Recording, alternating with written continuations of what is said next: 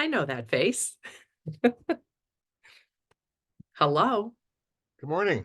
Hey, how are you? I'm okay. How are you today? Hanging in there, hanging in there. Wish we were doing this in person, for sure. Well, that's the risk you run when you schedule a meeting in January. Exactly. Hey, Robert, how are you? Good morning, Lori. Good. You? Not bad, not bad. Good to see you. Good. Thank you. Nice to see you. Ah, so how is it where everybody is weather-wise? I'll be honest with you, I didn't even leave the house yesterday, so I have no idea what the roads are like. I'm in Chester, southern Morris County. There's only an inch of snow on the ground. Nothing. It's not bad. Jeez.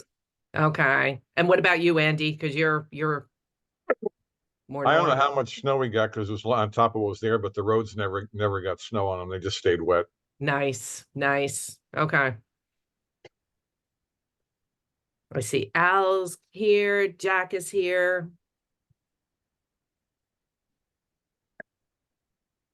And at least we're doing this via like Zoom meeting so we can talk versus like a webinar. So hopefully it'll work out well.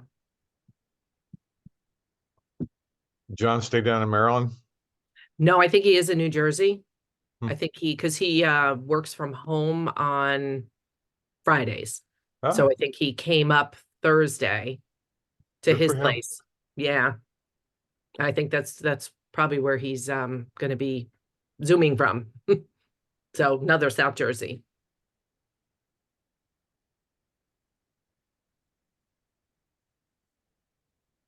So it's cold, 14 degrees right now. Is Not it good. really? Wow. Mm-hmm. Yeah, I'm ready for spring.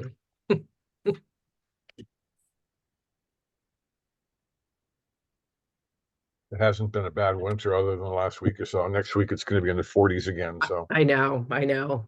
Rain though. Thank God it's going to be in the 40s because it oh, you're looks like it's going welcome. to be rain like every day, right? Yeah, the rain we got last week, if that had been snow, we'd still be digging out. Yeah, seriously.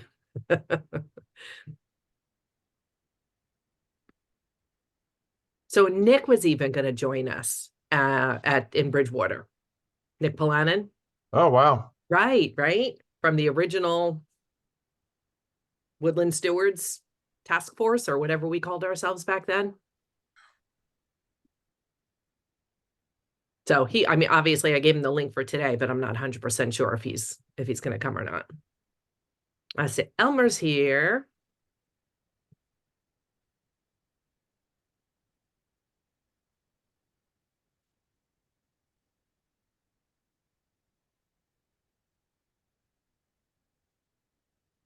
Mhm.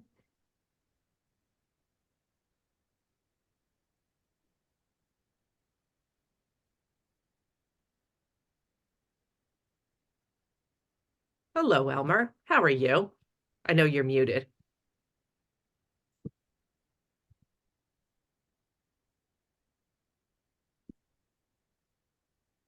There we go. Hello. How are you this morning? Relatively good. It's only 11 here. Oh, see? Yeah, I have a heat wave at 14 here in Hunterdon County, so how are your roads? I have no idea. Okay. They're covered with tourists and skiers. Yeah. I was telling Andy earlier, I have no idea how our roads are because I never left the house yesterday. So kind of a treat. Doesn't happen often. So, but it is cold, that's for sure. Yeah. Morning, Andy. How are you doing? Oh, he's eating. It's breakfast. And welcome, Diane. I didn't say welcome to Diane. And we're waiting for our facilitator, John. Sure he'll be on soon.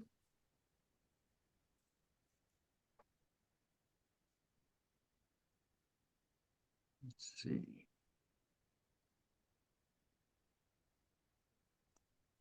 Does everybody have their coffee or something warm, I hope? Oatmeal. Oatmeal, yum.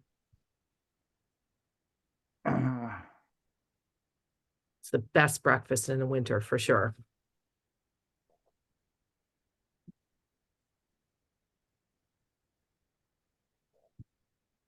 Here's Nicole. Hey, Nicole, good to see you. I think you're muted, but it's okay because you're driving, so. But it is good to see you. One of the few that has braved to go out. Oh, we can't hear you because you're muting. You're muted. I There was you saying go. I'm driving to work. Oh, got it. Okay. Okay. So I might just have my earbuds in. I apologize if I have my earbuds in at times and not responding, but it's just nice that I can maybe listen in. Absolutely. Absolutely. And I was going to say this when we begin officially, but I am recording this. So Oh, I'll make sure it's going to be a large video, but I'll pop it up on YouTube as quickly as I can. So whatever you miss, okay. Nicole, you can catch up on. And you can fast Thank you. forward through the parts you don't want. So Okay. all good. Thank you. You bet. You bet. Well, safe travels.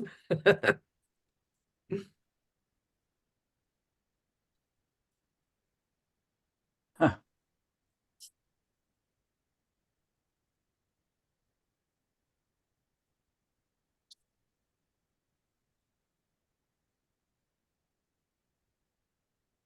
See, now, if we were in person, we would totally not be this quiet. Just saying. You know that.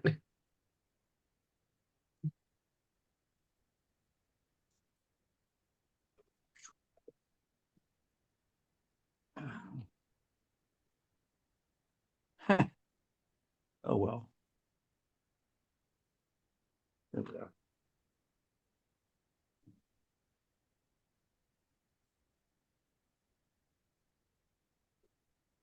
I think while we're waiting, I want to just put up the little PowerPoint because it has some really good information just to entertain us while we're waiting for John to come on. Oh, there's John. John, you're muted.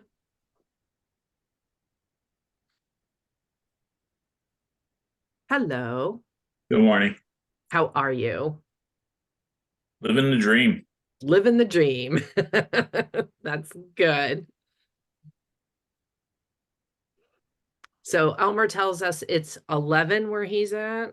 Oh, it's up to a balmy 16 degrees where I'm at. What are you looking at down south there?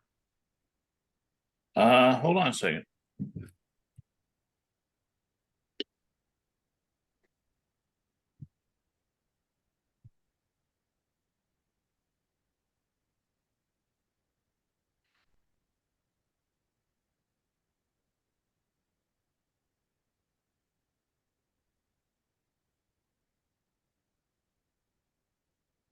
Raise your hand or do something in the with the notifications if you see yourself in any of these pictures. There's some of our classes. I don't know. It's saying 21, but I was wondering if the sun is hitting the thermometer. Right. The app shows 18. So Got I guess it. 21's close. Yep. Yep. Well, it does look like the sun's going to try to come out today, so that's kind of nice in a way. Oh, you mean this? Hold on a second. I got something for you. Do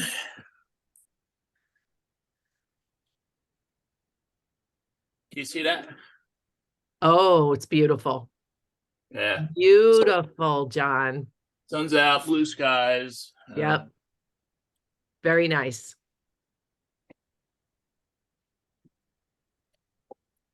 See, others are joining us. I see Tom. Hello. How are you? Good to see you. And Lori made it. Hello. I'm so glad you got my multiple email messages.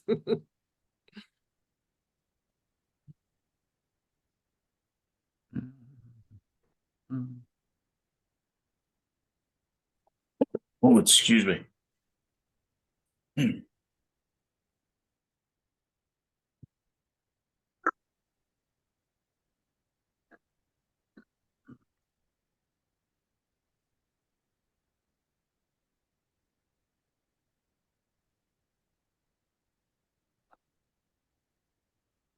So John, I was saying before, if we were in person, right, we would not be this quiet.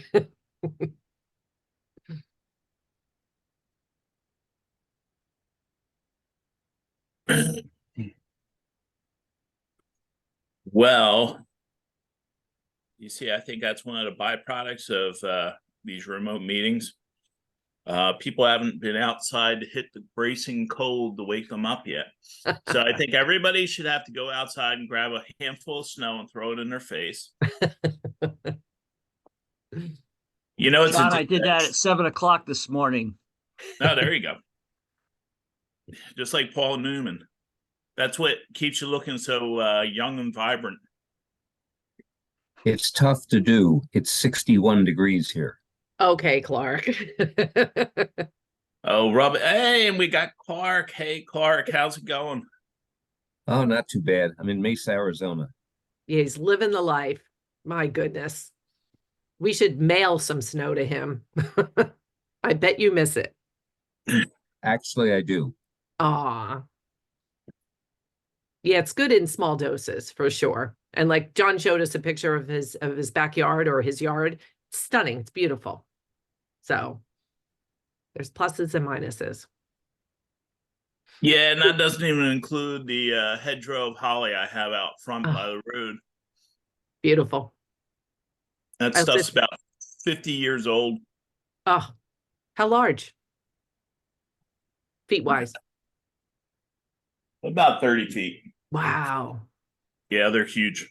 Nice. What was I going to mention? Oh, it's a shame that we can't get a cheap Google tablet for Jack. Get him I set up. offered him that, John, years ago. I actually was willing to give him, remember the Surface tablet that I had? I actually Mhm. gave it to you to have as a backup for Woodland Stewards in person. Right.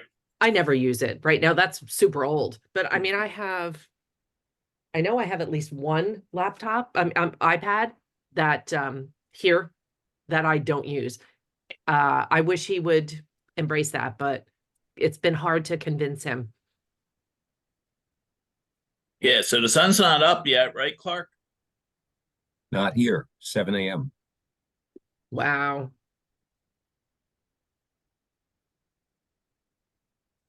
I see Rosalind is with us too, so welcome, Rosalind. Glad you could make it. Yeah, what's new, Rosalind? Not too much. How are you guys? Good. Good to Trying to see you. stay Thanks for warm. joining us. Sure, yeah. Glad it's on. I'm kind of glad it's on Zoom. We got more snow than I thought we would. What do I you was have? out last night to get Chinese at 7 o'clock. Roads were clear. Good. I just want to disclaim that even though I have here a Flyers Cup, I am a New York Rangers fan. This just happened to be a souvenir that's convenient for juice. So You're forgiven.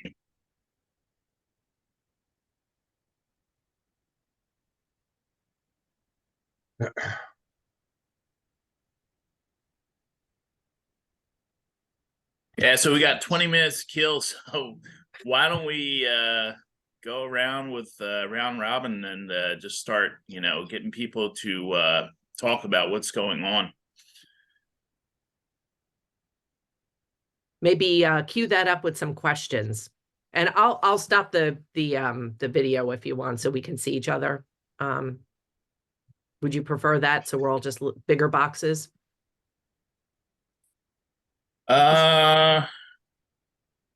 I think that would be good. Yeah, that's fine. Okay. How's that? Better? Yeah. Hey, Lori, I sent out another notice just to make sure that make sure nobody was getting missed. Yep. I saw that. Thank you for doing that, John. And Yeah, no problem. I actually George, which hopefully he'll show up soon. George Vetter went and registered this morning.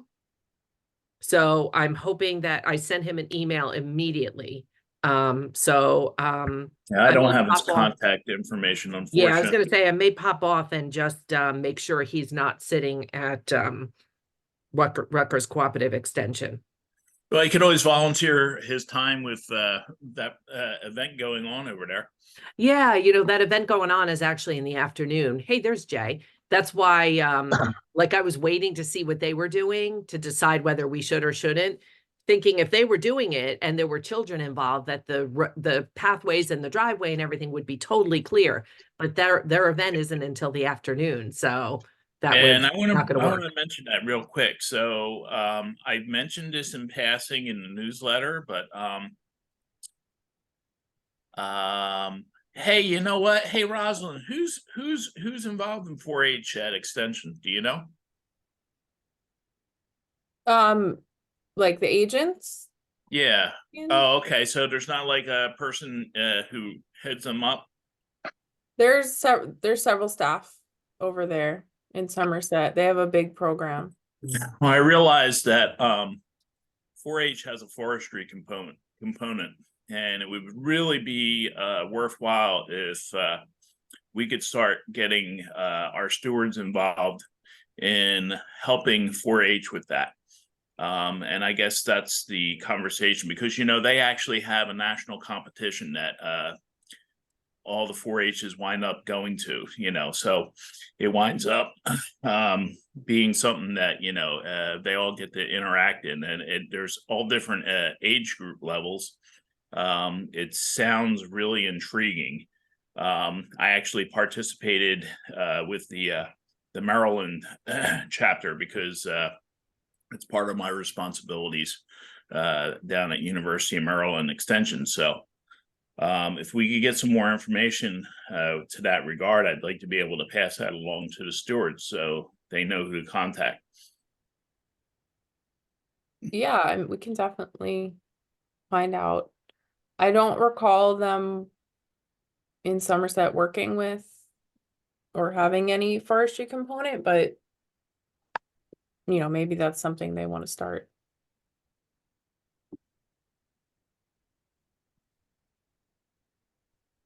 So, Jay, what's going on in your neck of the woods?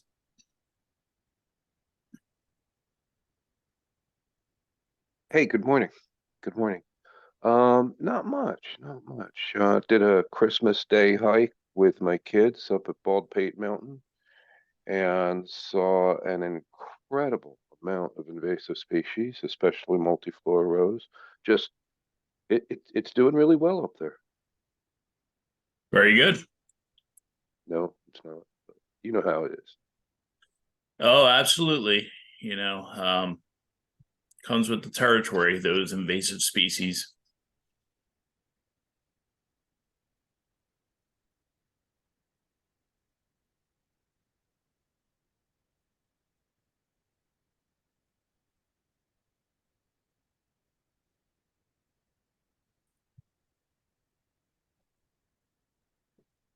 So, as I said before, I think what we'll do is just go down the row and find out what's going on with everybody and their stewardship projects, and see if there's any need or collaboration that we could do amongst the people that are here. Hey, Al, how you doing?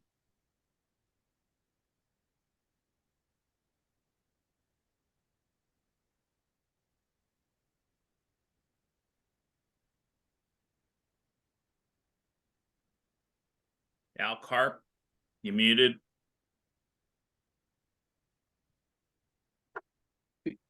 Can you hear me? Yeah, how you doing now? Okay, good. Doing great, John. How's everybody doing? Good. How's the green team down at Delran? Oh, we're doing great. We won the William J. Porter Small Tree Project Award from the Shade Tree Federation. I have to plant 3 trees with the class of 2036 at our kindergarten class. That's really cool. In the spring, yeah. I like working with the kids. Indoctrinate them in the tree planting. And they're thinking about putting a time capsule in with the tree, so be a great thing. You just say 2036, and that really Yeah, the class of 2036. that is unnerving. Yeah. So What species are they going to be planting? we're going to plant 3 oaks: a bur oak, a chestnut oak, and a chinkapin oak. Oh, good. Yeah.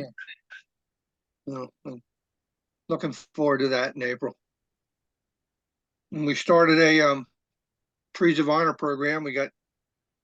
That was approved in October. We got 8 recipients that spent $350 each to have a tree planted in someone's honor. So another thing going on. Oh, that's cool. Yeah. We're in the trucks challenge. We got our first bench, 500 pounds. Got that going. We did a first day hike. We had 50 people show up at the park, and I handed out cleaning equipment to figured our green team would help. And the next thing you know, 30 people were involved, and we collected 17 bags of trash on the first day hike. That's pretty impressive. Yeah, we're working every day. That's about it. I got 8 more trees to plant in the parks over and above that total. So We got 21 trees, I think, going in this spring. That's terrific. Keep up the good work, Al. Nicole Numbers got her hand up. Go ahead, Nicole. Yeah, my apologies. I'm gonna just keep my video off because I'm kind of driving. He kind of said something that reminded me. By any chance, are we doing anything? Like I've seen a lot or hearing a lot more of like using indigenous practices in land management. So I'm just wondering if that is something that Rutgers had, or the Woodlands stewards is something that would be something they would look into.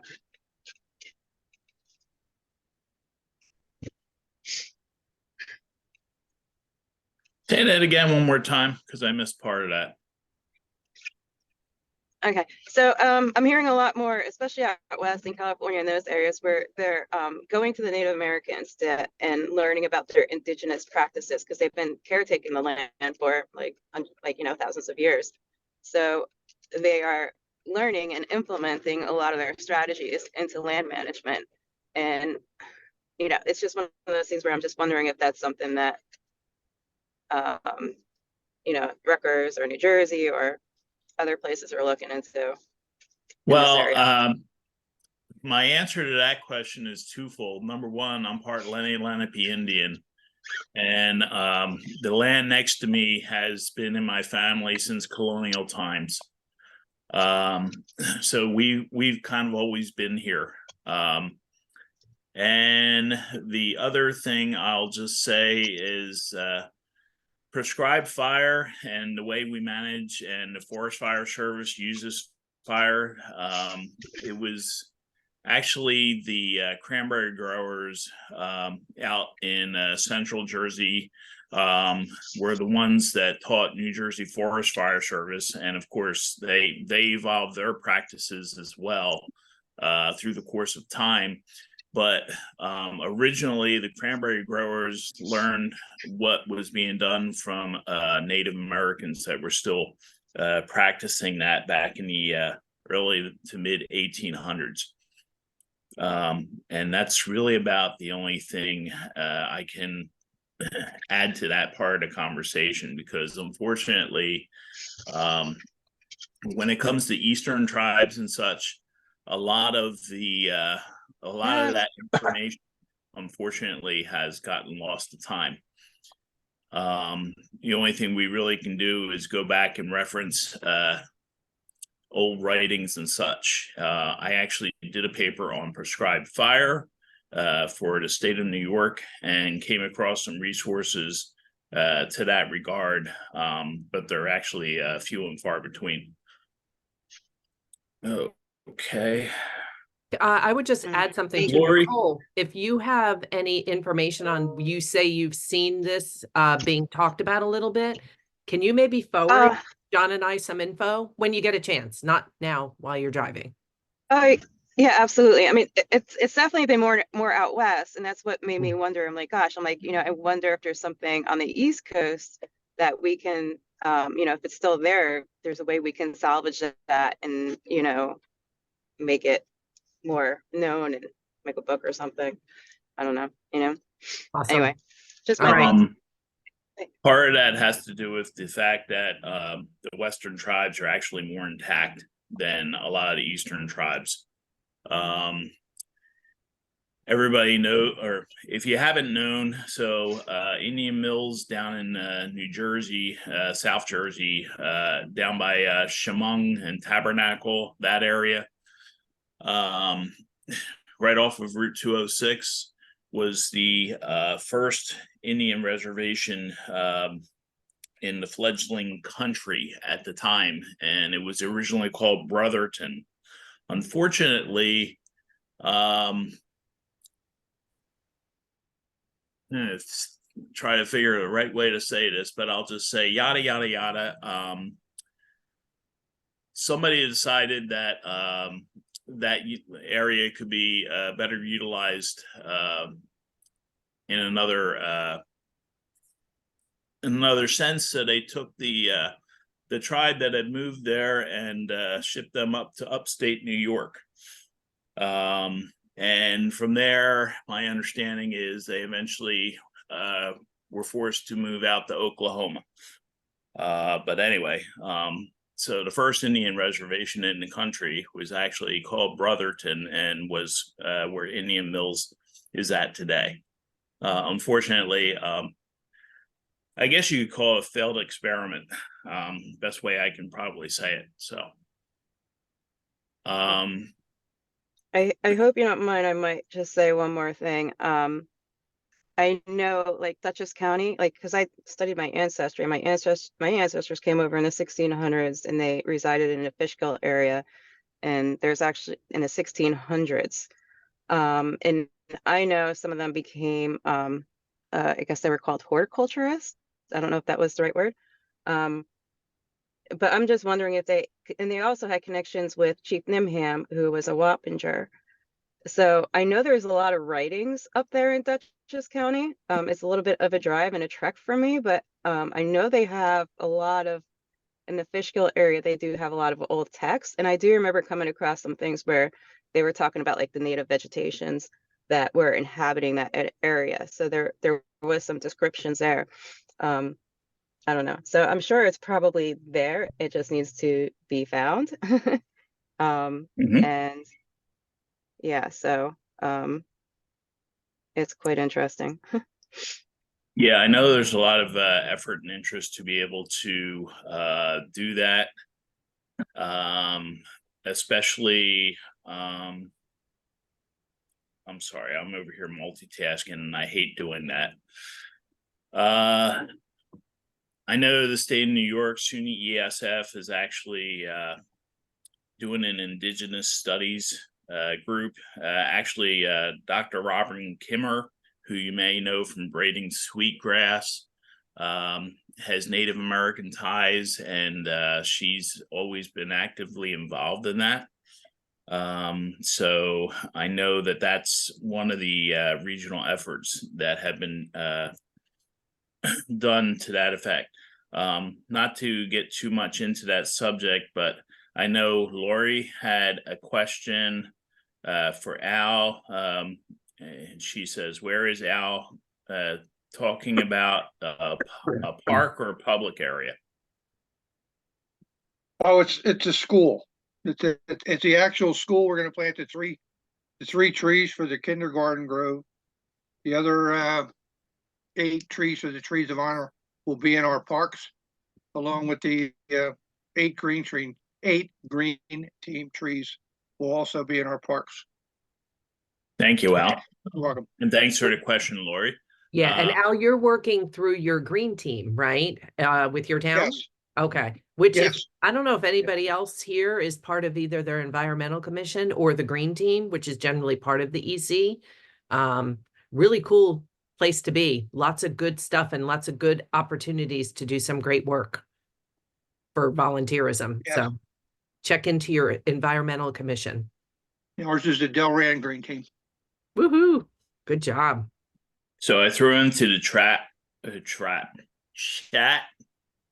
the New Jersey State Nursery link, because now's the time to order your trees. And also Maryland DNR Forest Service has a nursery that has trees available. I actually ordered some hazelnuts through the Maryland nursery last year and had them shipped up to a friend of mine that lives here in New Jersey, not too far away. So you might want to consider those resources for your tree planting needs. I definitely would recommend that. So Yeah, I ordered my 200 trees for the hand out in April at Arbor Day. yeah, we I'm on the tree farm committee for the state of Maryland, and we ordered, boy, I'm trying to remember. I can't remember if we ordered red buds or oaks. I just can't remember off the top of my head because we were debating going back and forth on which we should do. Here in New Jersey, we're not actually given a choice, right? Al, you place your No, order no, because no choice.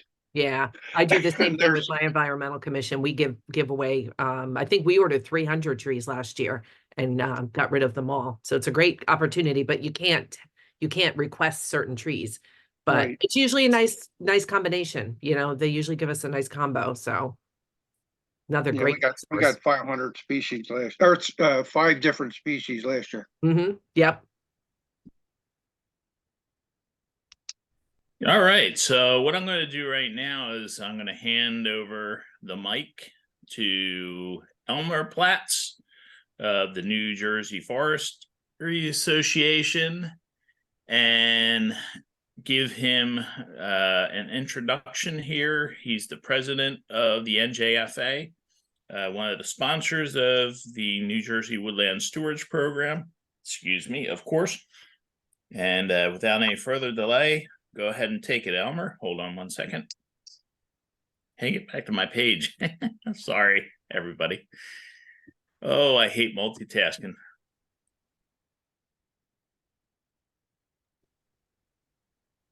Good morning, Elmer.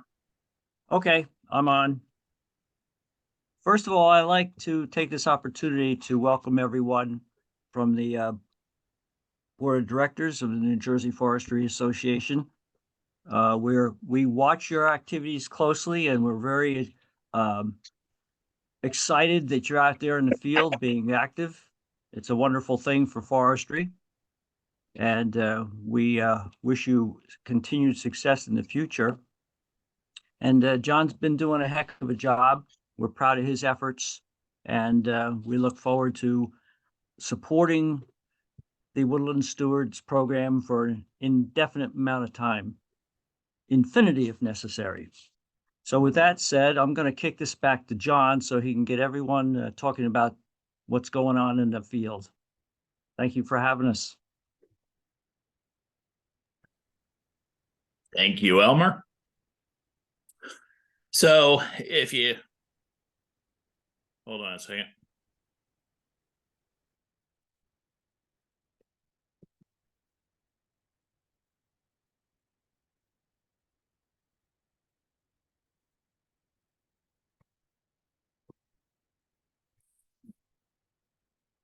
My apologies about that.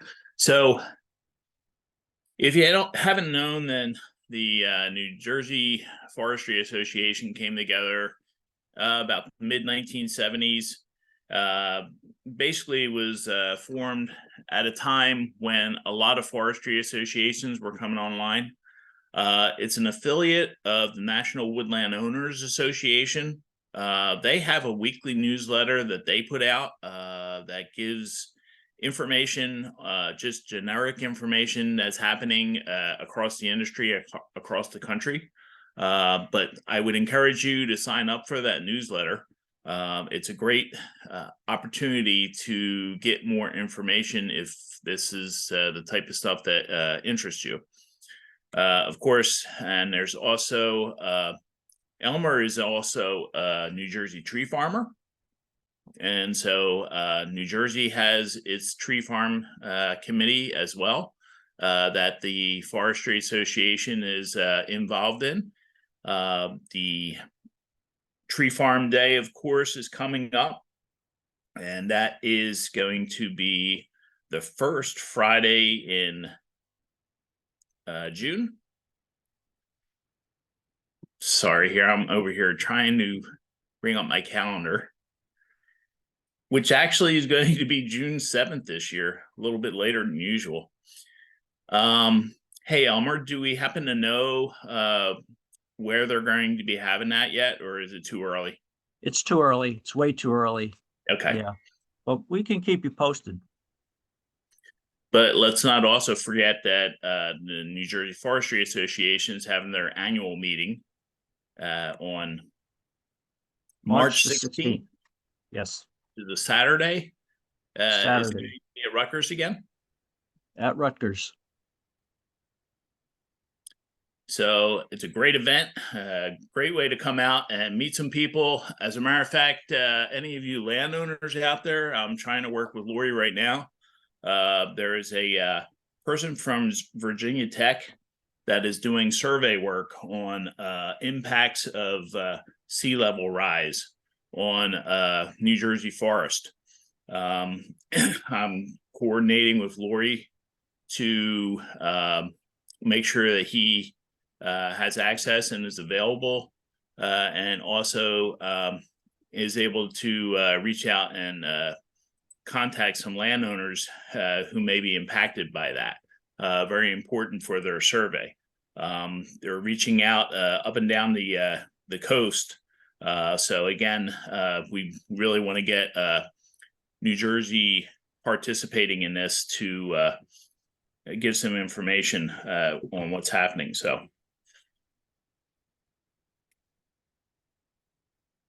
All right. Once again, we'll go around. Hey, Clark. Good morning. Clark is one of our is a woodland steward and also on the New Jersey Forestry Association Board of Directors, and also is a Pennsylvania Woodland Stewards.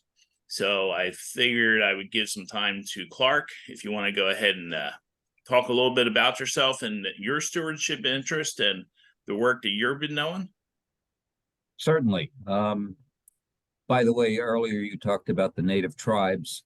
I'm going to have to break off in about an hour because I have to take my wife to her sister-in-law, and they're going out to see the Yellowbird dancers at the Superstition Mountains Museum in Apache Junction, Arizona, which is an annual event that happens here. And my sister-in-law volunteers at the museum, so they're going off. I only got notice of this meeting being virtual like 2 days ago, so this was pre-planned, so I'll be in and out. Beyond that, and in Pennsylvania, it's not called Woodland Stewards, it's called Forest Stewards, out of Penn State, with the great Jim Finley, the late Jim Finley, unfortunately.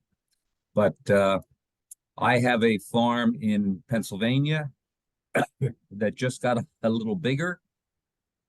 I had tried to buy an adjoining parcel a couple decades ago, And last August, I got an email from the granddaughter of the gentleman I knew asking if I was still interested. So I just added 72 acres that has somewhere between a quarter to a half a mile of stream on it that is highly eroded. At places it is 5 feet deep, with just sheer banks and sand.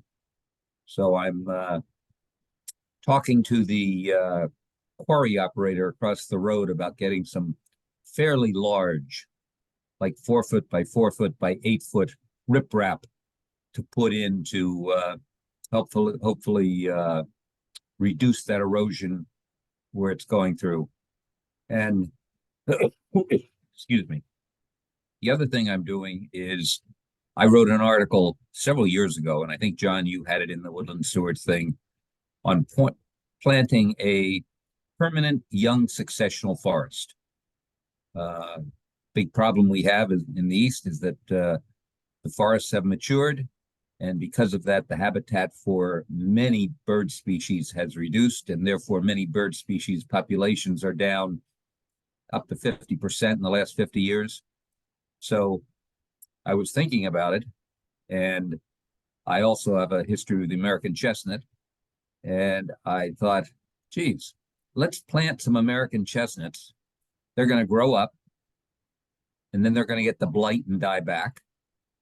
But the stems are going to be there, and then they're going to resprout and come back up, and you create a permanent young successional forest by the resprouting, and the dead stems actually help create structure and cover.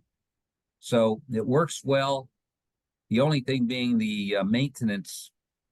Every 5 to 10 years, you have to go in and cut down any trees that have blown in that are going to outcompete them and overtop them so they lose sun.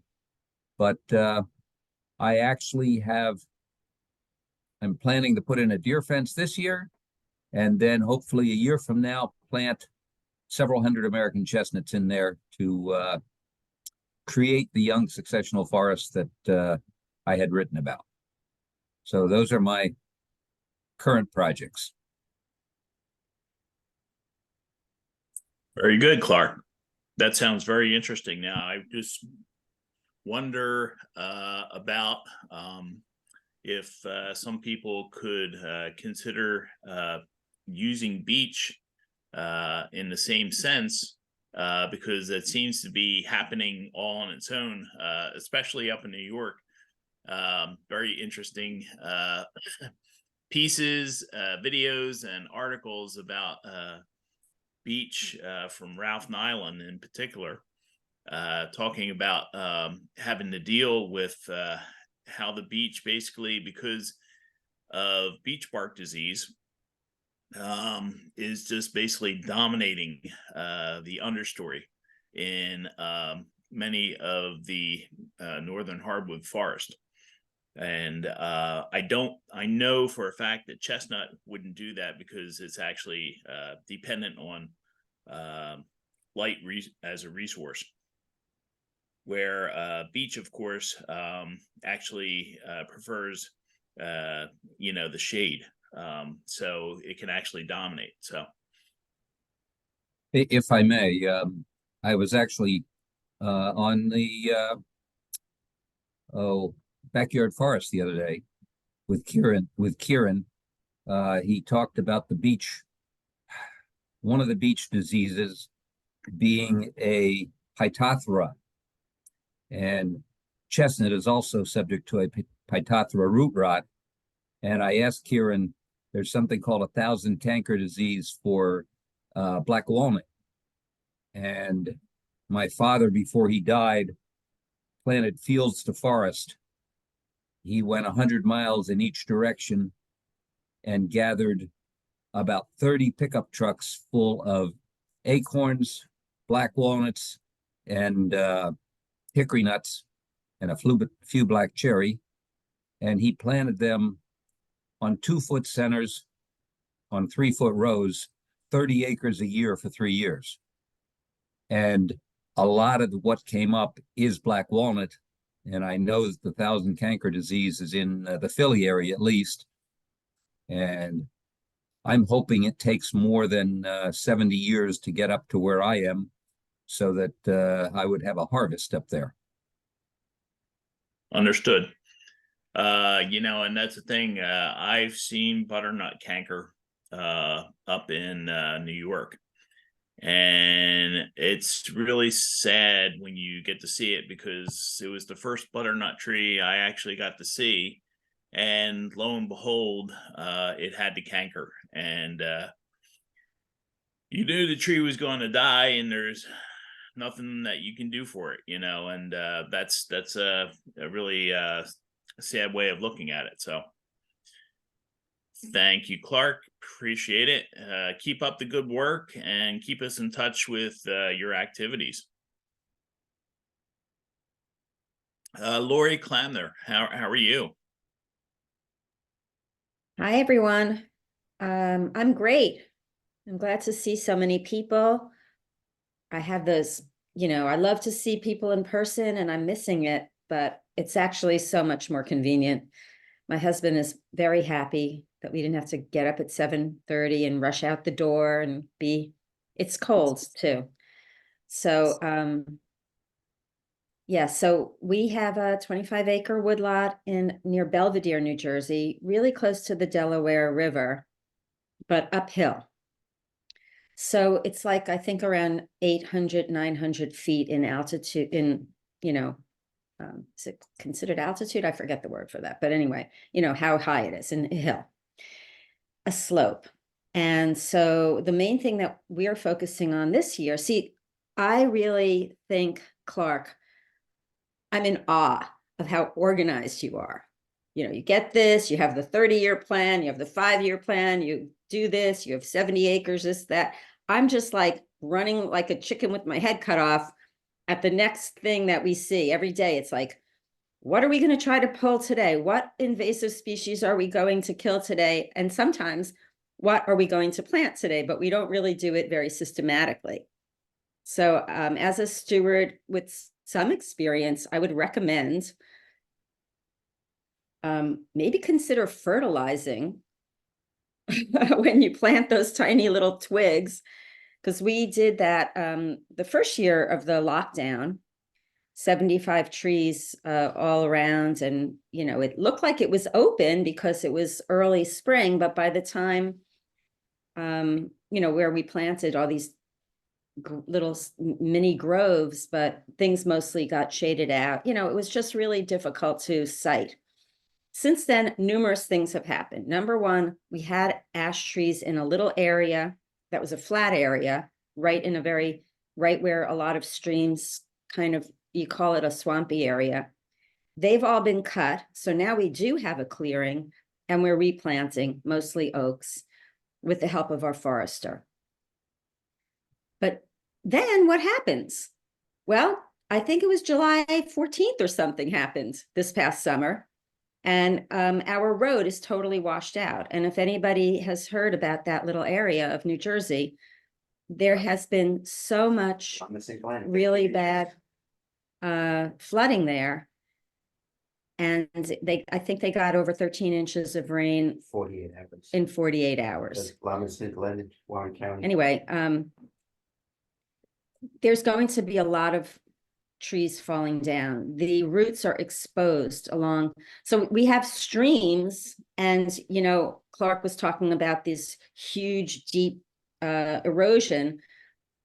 It looked really crazy. It was like the land, it was so deep that it was, it's very rocky there, but we saw the soil that was probably hadn't been to the light for 5,000 years. That's how deep it is. I was standing in these trenches that the water just came down like a giant had ripped it down.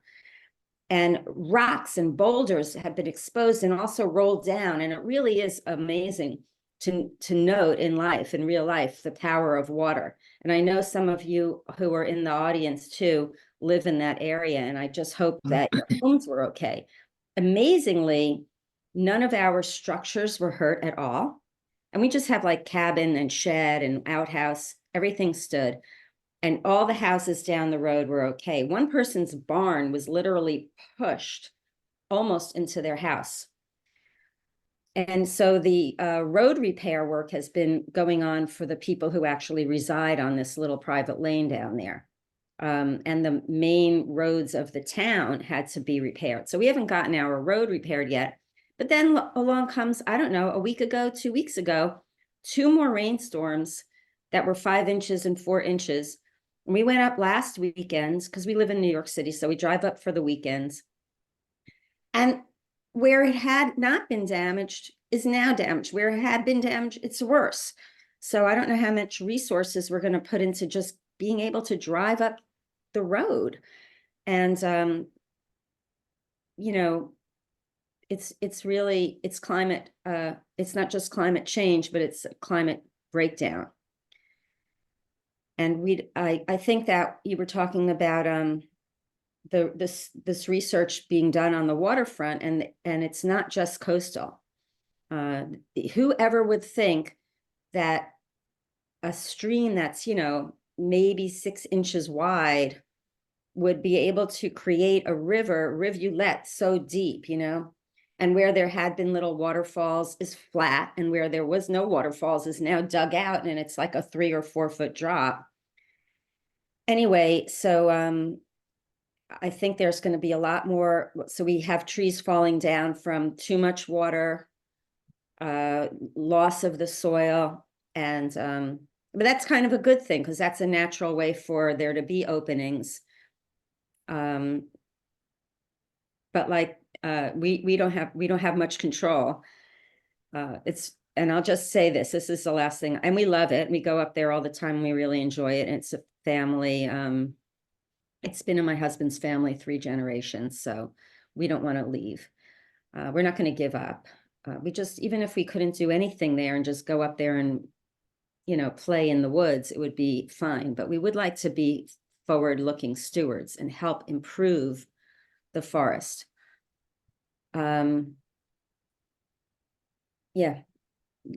Lori, may I make a I thought I comment? had an anecdote, but I forgot what it was. Thank you.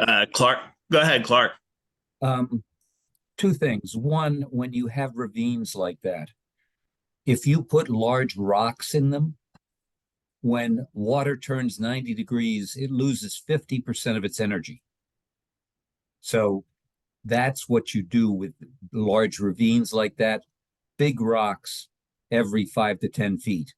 And it We're really, going to interrupt the flow, even if we put logs across. Like, we're just going to make it pool more so it slows it down. logs aren't And as permanent because they eventually rot.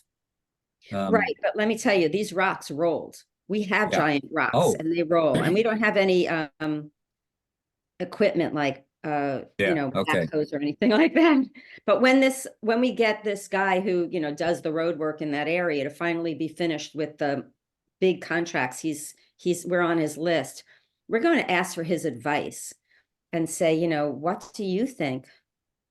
Forget about the stream. We're just talking about, we have trails so that we can access all the lands, and right now it's dangerous to walk, because if you had leaves over these giant ruts, you could fall in. And if you once, you know, so yeah. I don't know. Yeah, if rocks, moving big rocks NRC is very big. We have big rocks. We've got plenty of rocks. I don't know if NRCS can help, but I have a question. You're near Belvedere. Do you know Johnny's Hot Dog? Look at Jason. And what is it? And buttermilk? Buttermilk, birch beer, and with everything. My family rented Johnny's parking lot and had a fruit stand there until 1954. Oh, it's before my time. Yes. So that goes way back. Thank you, Lori. You know, you bring up a subject, and of course, everybody knows or may have heard of what happened with the devastating rains in Vermont, which were unprecedented because they usually don't expect to have anything like that happening unless they have a tropical system associated with it over the summer. But people may have forgotten the 3 feet of rainfall that impacted South Carolina over a decade ago, and the devastating effects of what happened down there. They actually lost $1 billion of trees out of their forest products industry, which actually, believe it or not, was only a drop in a bucket for them because of the amount of trees that they have available. But again, I think the problem is that, you know, we are facing unprecedented times. We just had a training session with U.S. Forest Service, and they talk about wild cards. And it's a concept and something that we really have grasped. And Extension is actually looking for a way to actually incorporate this thinking, try to get it out to landowners. You're talking about events that may be rare, but have a tremendous impact, such as the pandemic, such as the 2008 recession, the Great Recession. But, you know, you don't necessarily see these things on the horizon, but they will have a dramatic effect. And, you know, unfortunately, we have to embrace that that's the times that we are now living in. You know, it's no more of the status quo of, you know, basically stasis where everything is just basically static. You know, this ecosystem that we're now living in is becoming very dynamic, and it always has been. You know, we just never been able to experience it. On that note, I just want to say hello to Jason. Thank you for joining us this morning. Robert, you want to chime in and give us some thoughts and thinking of what's going on in your neck of the woods? Unmute, Robert. Yeah, hi, John. Thank you. Good to see everybody. So what I did after the steward program that I attended, I wrote a little article, kind of a summary article, which I sent back to you and you put in the newsletter. So that was my first activity, just to summarize all the good things that we learned and how we can participate. And I'm also involved with a lifestyle publication up in Northwest Jersey, Pennsylvania, and along the Delaware River, Southern New York also. It's called The Journal.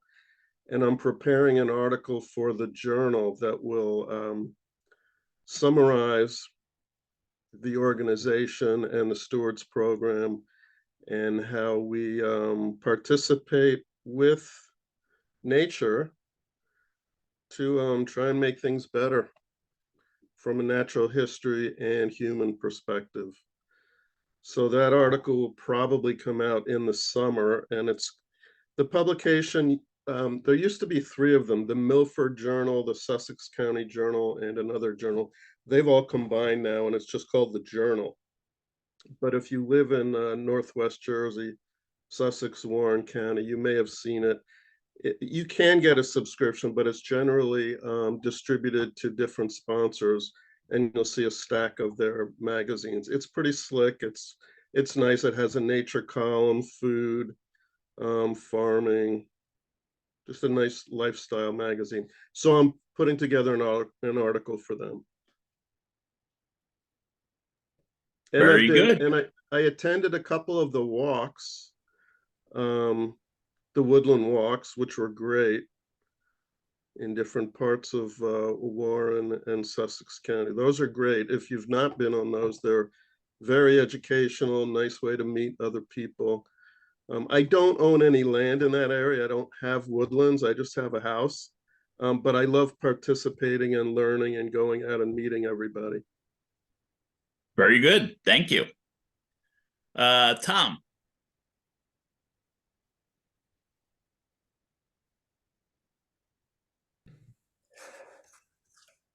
Not a whole lot that I can say that it's of tremendous interest, probably. You know, we have we live in suburban New Jersey in Metuchen. We have an ordinary backyard. And about the only forestry related things that I can talk about is I have a lot of bird feeders hanging out, is one thing. Any trees that are around are almost all volunteers that show up now and then. The one actually positive action that I've taken over the last few years, some of the volunteers that show up are American hollies. And these are just, I mean, when I see them in a corner of the yard, they're tiny little things, maybe a foot high. And I've actually tried to move them.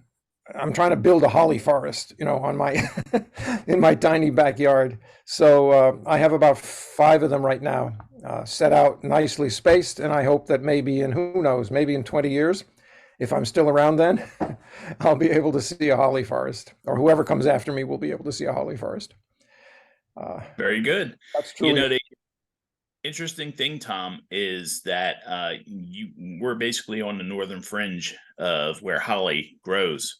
So it's actually very interesting to hear you say that, because I just did the article, and as I was doing the research, of course, the Silvix diagram that shows basically the leading edge of where holly is growing basically falls right along the pine barrens. So actually, for you to be saying that, you're seeing, these species popping up is actually once again another indicator of climate change. I'm sure that many of you are probably familiar with the Rutgers Display Garden, which has a fabulous collection of hollies. I'm sure those were planted probably 50 or more years ago, but they are, to the extent that I can see, they look extremely healthy. Certainly a nice place to see what might be showing up at some point. Yep. Very good. Thank you. Okay. Hey, John. Yes. Hey, Tom, if you know anybody on social media, or if you use social media, dig up some of those, put them in pots, and put it out there and see if somebody else will come along and take one and plant it in their yard. Okay, I'd be happy to do that, but I mean, I don't see them that often. But they do show up occasionally. Yeah, we have an adopted tree program. We do the same thing, and we give away 20 trees that I've grown in my backyard in pots for just give them away, and people put their pictures on our website and show us what they look like after a year or 2 years. So where are you? Is there a chance? I'm in Delran, down by the Rancogas and the Delaware, and it's a very good program. We call it the Delran Adopt a Tree. So, okay. Once a year, we put it out there. We have X number of trees that we've grown in pots, and people come and pick them up and plant them in their yard. Very good. That's a good idea, Alan. As a matter of fact, I'm thinking about doing the same thing in my own town. I can give you a little story. So my hometown is Acco, which is about a third away from Philly, going towards Atlantic City. We have a train station, the whole 9 yards. Anyway, there's a long history here of the Pine Barrens and glass factories and iron furnaces and such. We didn't have an iron furnace in Acco, unfortunately. We had a sawmill and a glass factory. But we have a bunch of oak trees that are planted around town, and they're going back around 150 years or so.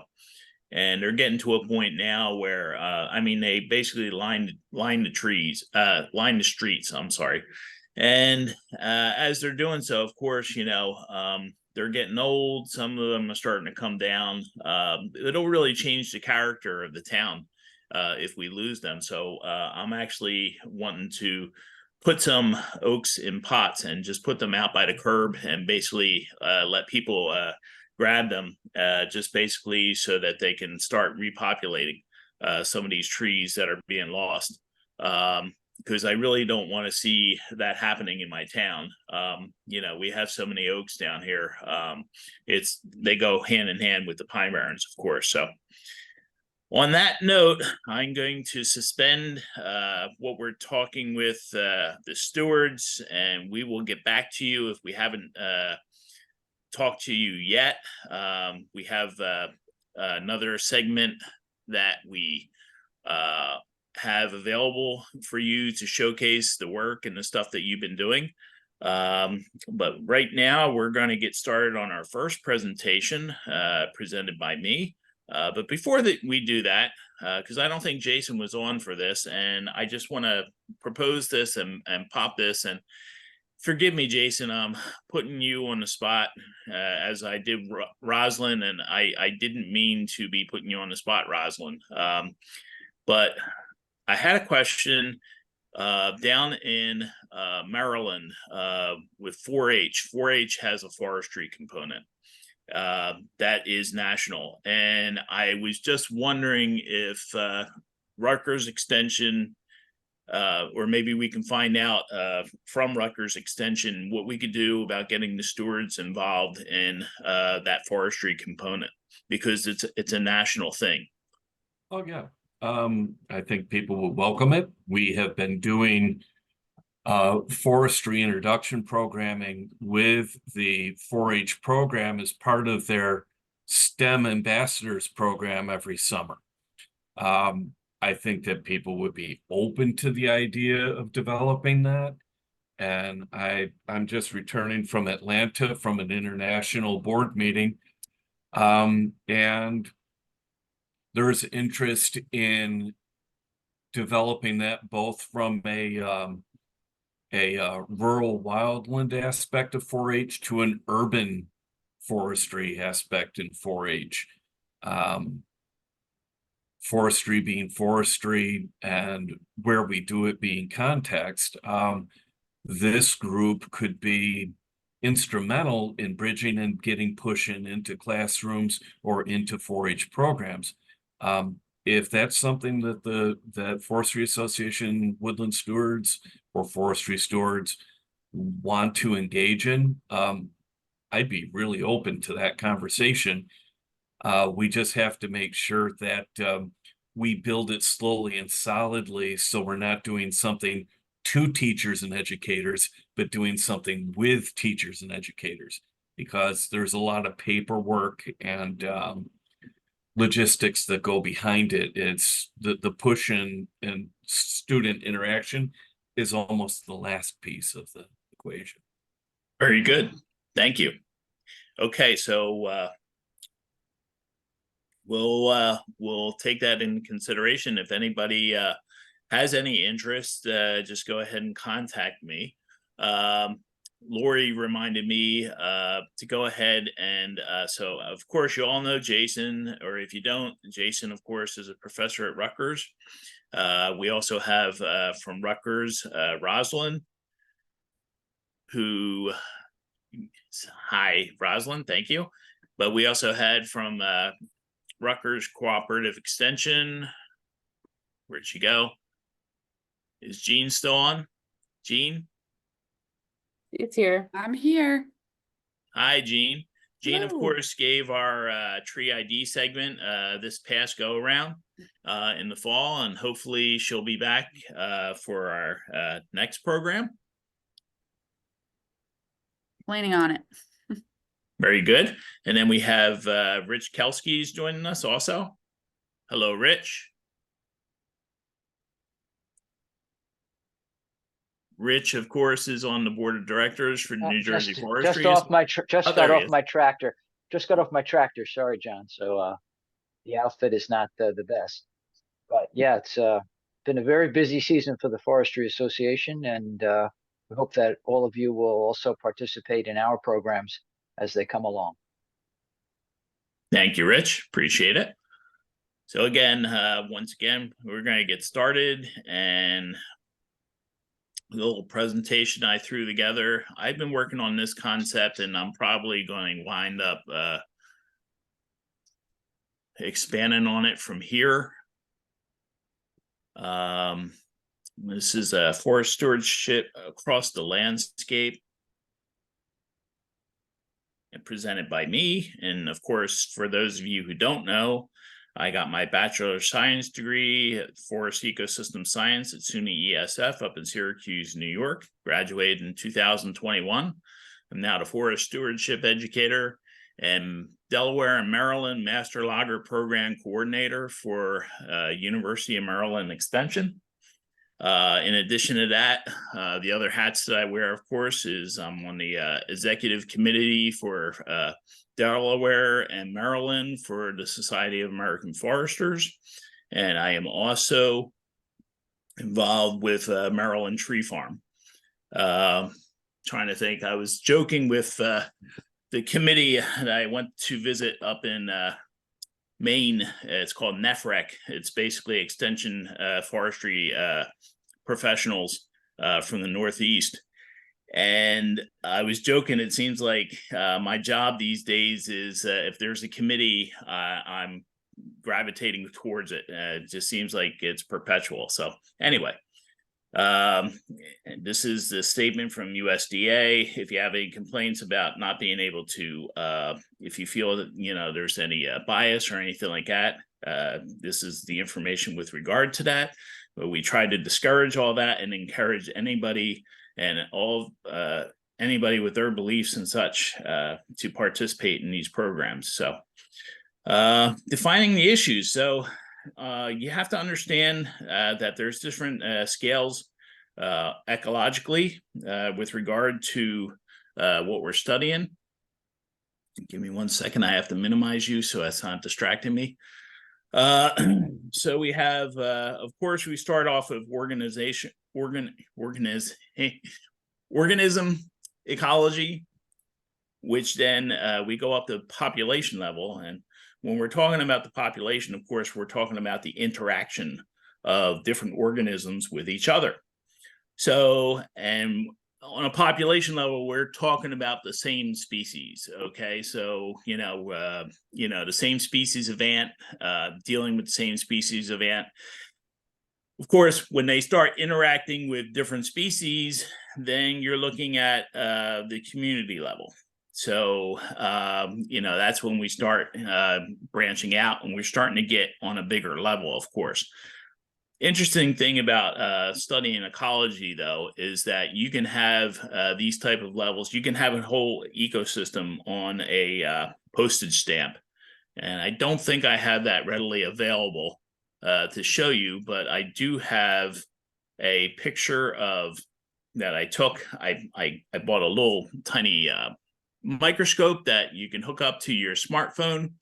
And I went out and looked on a tree, and here I'm looking at a dime-sized area, and I could not believe the amount of diversity that was on this tree with all the lichens and interactions that were happening right there in front of me, all in a little postage stamp size area. Absolutely fascinating and thrilling.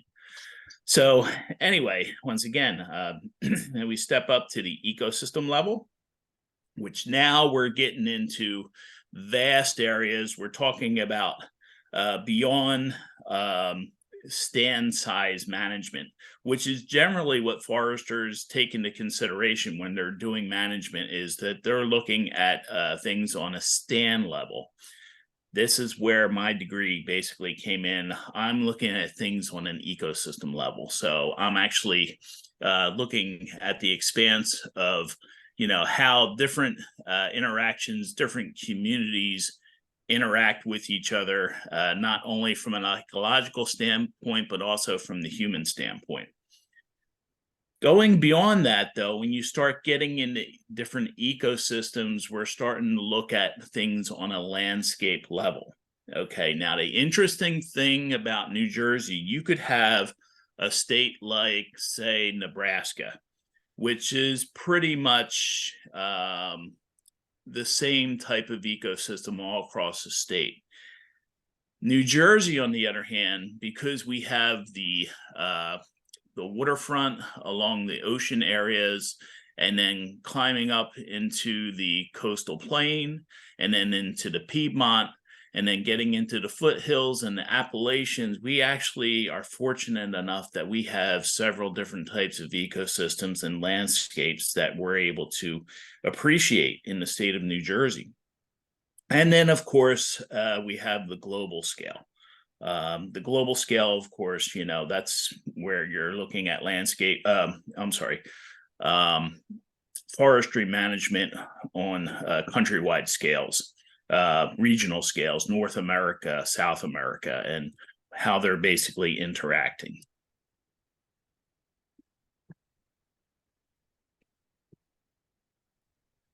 Okay, so New Jersey's landscape, of course, is quite diverse, but it's also complex.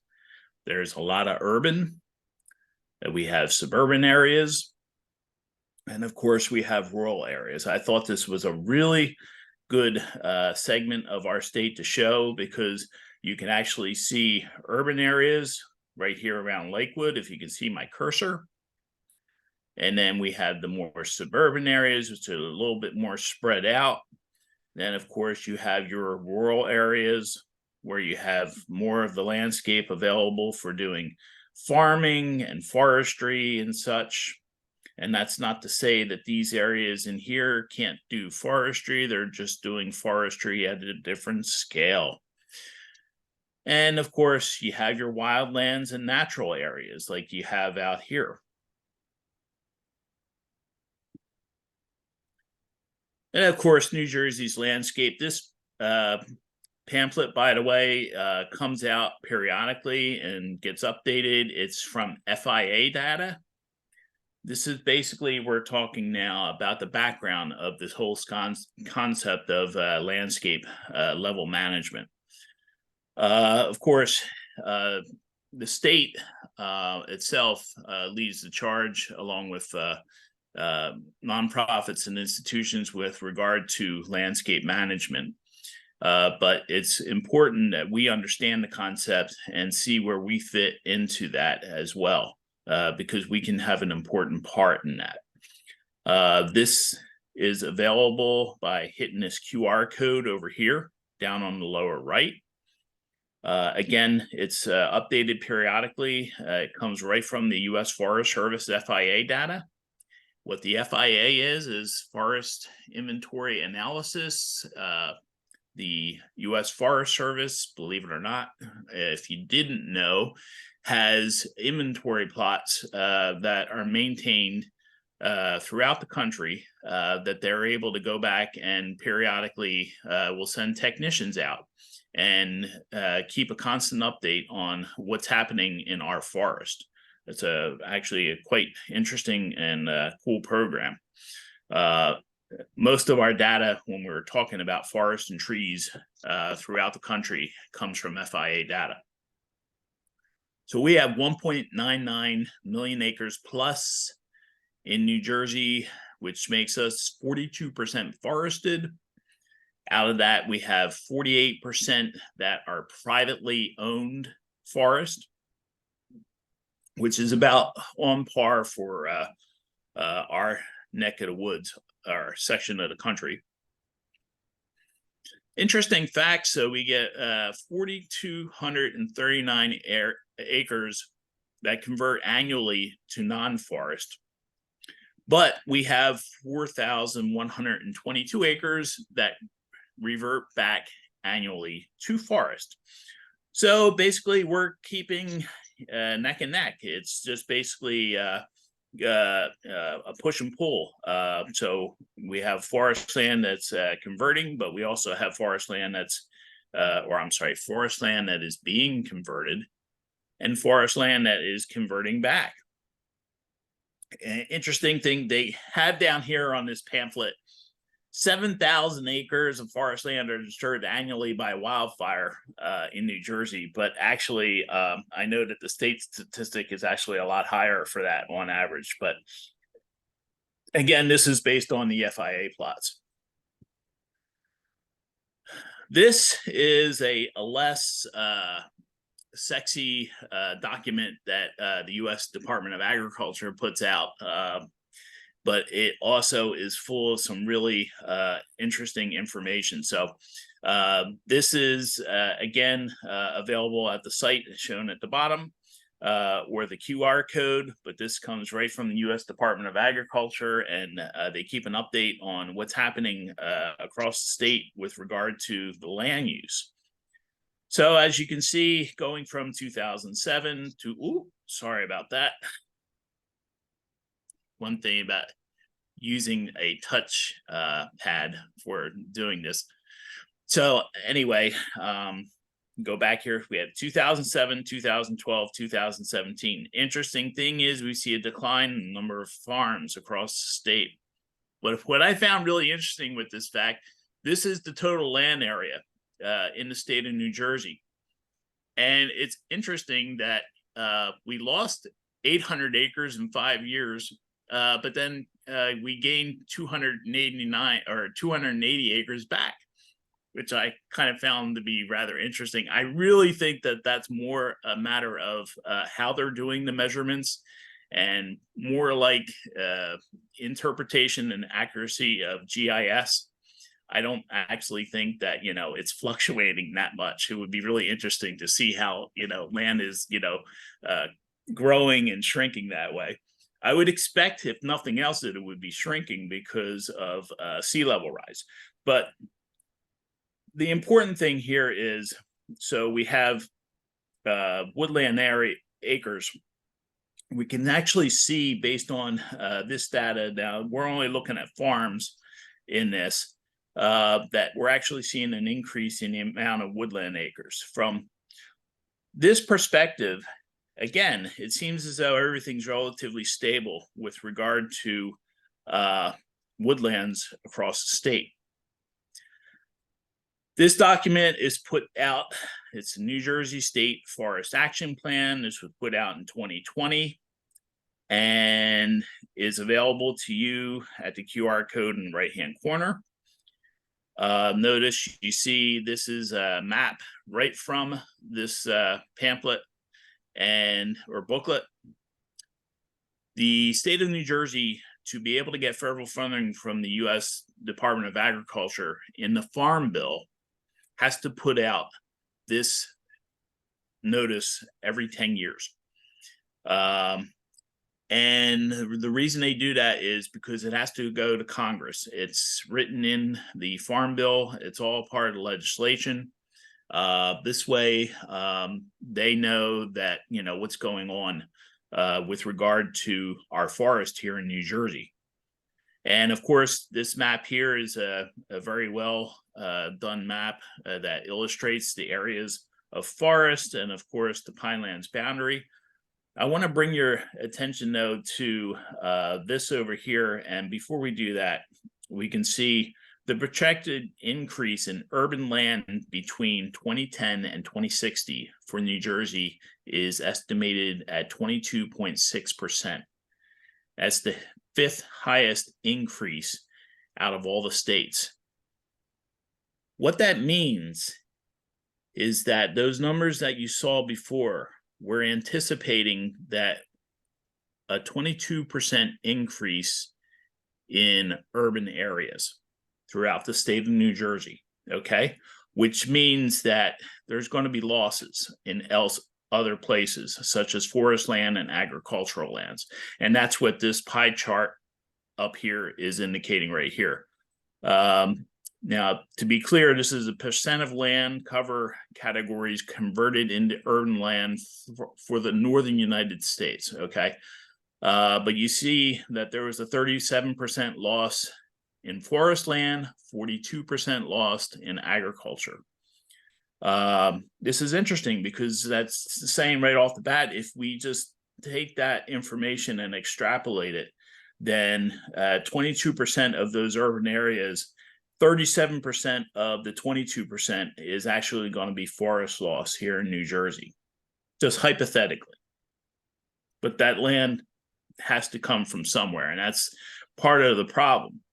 We have this pressure that's happening across our state. It's been happening for a while. The state, of course, takes its policies and regulations in place to try to counteract a lot of what's going on here. which is in the way of zoning and controls, and the farmland assessment, which is actually helping to preserve some of these forest land areas and agricultural areas by the means of incentives for tax reductions. And it has really slowed things down over the course of decades from the 1950s and 60s when it was rampant, and has really made it so it's a little bit more stable, even though it seems like warehouses are popping up all over the place, but that's a whole other story. So the biggest threats that we have to forest here in New Jersey, of course, are a change of land use, fragmentation, loss of habitat, and of course, then we get into forest health type of issues such as invasive species and climate change. And of course, the forest health and resilience is important, but also demand for use. And what I mean by that is we're seeing a lot of areas that may be forest today where there's demand for its use to be turned into something else. And unfortunately, with the price of land in New Jersey being at such a premium, it's very tempting to just basically sell it to a developer and to allow it to be turned over into something else just for a quick cash profit out of being able to do that.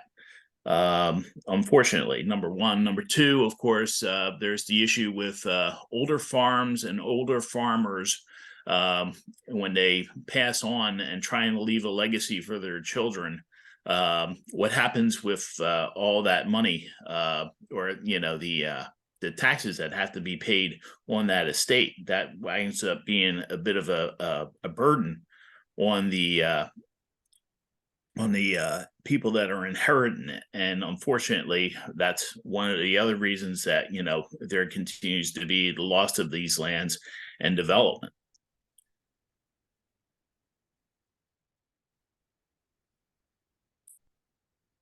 We talk about demand of use, and of course, this is down in Burlington County off of Route 206.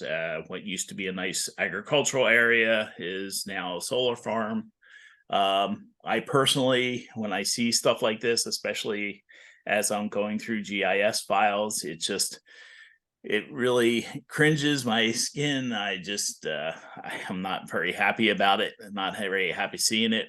And one of the reasons is that, because this is land that's for the foreseeable future is just not going to be a forest. It's a solar field.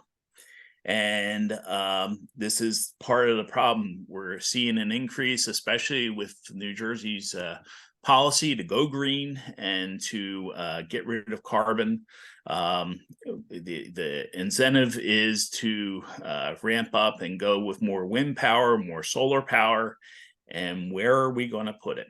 And unfortunately, once again, this increases demand on our natural resources, on our land areas, and winds up becoming an issue. Of course, we would love to see those warehouse corridors along the turnpike with solar on it, but that has its own complications. If you remember the Dietz and Watson warehouse that caught on fire several years ago, that actually had a solar array on top of it, and the firefighters had some problems putting that out. So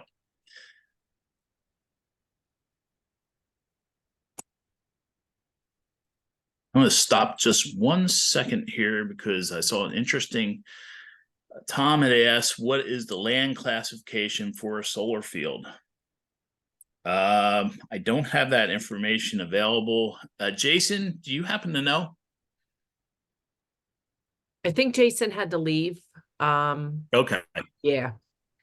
We'll circle back around. I'll hold that thought for right now so we can continue, but I know it's a developed use. It's definitely not I take that back, because I think Yeah, I really don't know. I have to find that out to answer your question. Maybe that's something I'll follow up with an article for the newsletter, if I can't get the information before then.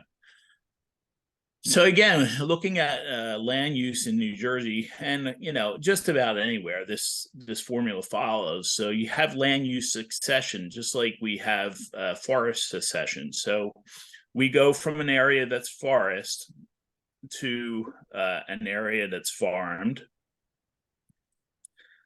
to an area of development, and of course to urban development. One of the problems here is the fact that it's not so much in the way that this happens, as society, we as people, we need these spaces. They're very important to us. And of course, throughout the course of history, and I'm sure Clark will be able to comment on this, but we have to harden up some of these areas, as you see, for example, the sidewalk here, so we're not walking through the mud on rainy days. They all have a function. They're very important, but it's also increasing the amount of impervious surface. Anywhere you see a building, you have impervious surface. Anywhere you see a sidewalk, you have impervious surface. This is creating runoff, which is basically going right into our waterways and taking anything it can take along with it, pollutants and such. Are just going along with it, nutrients and such like that. So basically, urban development, is a problem when it comes to, nutrient resources being put into waterways. We originally developed, when we were originally doing urban development, and this goes back to my watershed ecology class, urban development has been an ongoing experiment in human history for over 2,000 years. If you look back to the Greeks and the Romans and the cities that they built, urban development has been an ongoing and long, lengthy experiment. So we're still tweaking, we're still learning how to live in our natural environment without basically leaving that much of an impact. However, it seems as though these days, we seem to be leaving more of a lasting legacy than we historically used to, and that in itself is a bit of a problem. So this is down in Camden County. It's a area that is very close to Gloucester County, and it is the Cross Keys Road complex. This area used to be mostly agricultural, and at one point in time there were also there used to be a Nike missile base not too far away from here. I'm not exactly sure where. But you see here, you have an old sand wash, sand pit, and then, of course, some of the farm areas and such. And then, of course, we have residential housing and such. This is Cross Keys Road right along here. And of course, we go over here to 2020, and you can see a lot of these areas have now been developed in the shopping centers. Once again, more impervious surface, paving, parking lot, and buildings and such. One of the things that is difficult to deal with this regard is, we're talking about habitat loss at the expense, of course, of commercial development. And that gets to be an issue. Here's a picture of one of those areas right on Cross Keys Road. This is courtesy of Google Maps. So you can see, actually, this is actually great habitat for different types of birds and such. And of course, we have some mature woodlands in the back here, so they could actually go and they can actually eat and make their way through the this fallow field here, and then go and raise their young up here in the trees. Really seems to be quite idyllic. And here we have 2023. And again, once again, what you see here is we have not only the hardening that's going on, with regard to impervious surface with the buildings and the parking lots, which, by the way, historically, to accommodate our cars, we're putting in a lot more parking lots these days, and not basically living the way we used to with cities where we did a lot more walking. Everything has to be convenient and you have to be able to drive right up to the front door, it seems like. Of course, we increase traffic. All of this winds up being stressful on the wildlife. And basically, at some point in time, the wildlife just starts moving its way out, we seem to think that they'll just find another home somewhere else, but that's not necessarily the case. When we lose habitat, we lose wildlife. In this type of instance, it don't come back. And of course, you look at the landscaping, which is different than the landscape scale that we're talking about here. But, it's going to be very intensive with mowers running through it, spreading fertilizer to keep everything looking green and lush, possibly even using sprinkler systems to keep it that way. Here's another space not too far away, once again on Cross Keys Road, and we talk about New Jersey open space and farmland. Oh, of course, there's a development sign. This property is actually available to put up another warehouse or shopping center or residential development. This area is down along 295 south. As you can see, this is Oldman's Creek area, and down near Paulsboro, lots and lots of farms and everything. This is going back to 1930. Over here we have an orchard. Fast forward to today. Does anybody have any idea what this is right here? You can go ahead and unmute and shout it out if you think you know. Now, mind you, there's some solar panels over here, so don't misinterpret that. All right, to keep things rolling here, I'll just let you know, this is an Amazon warehouse.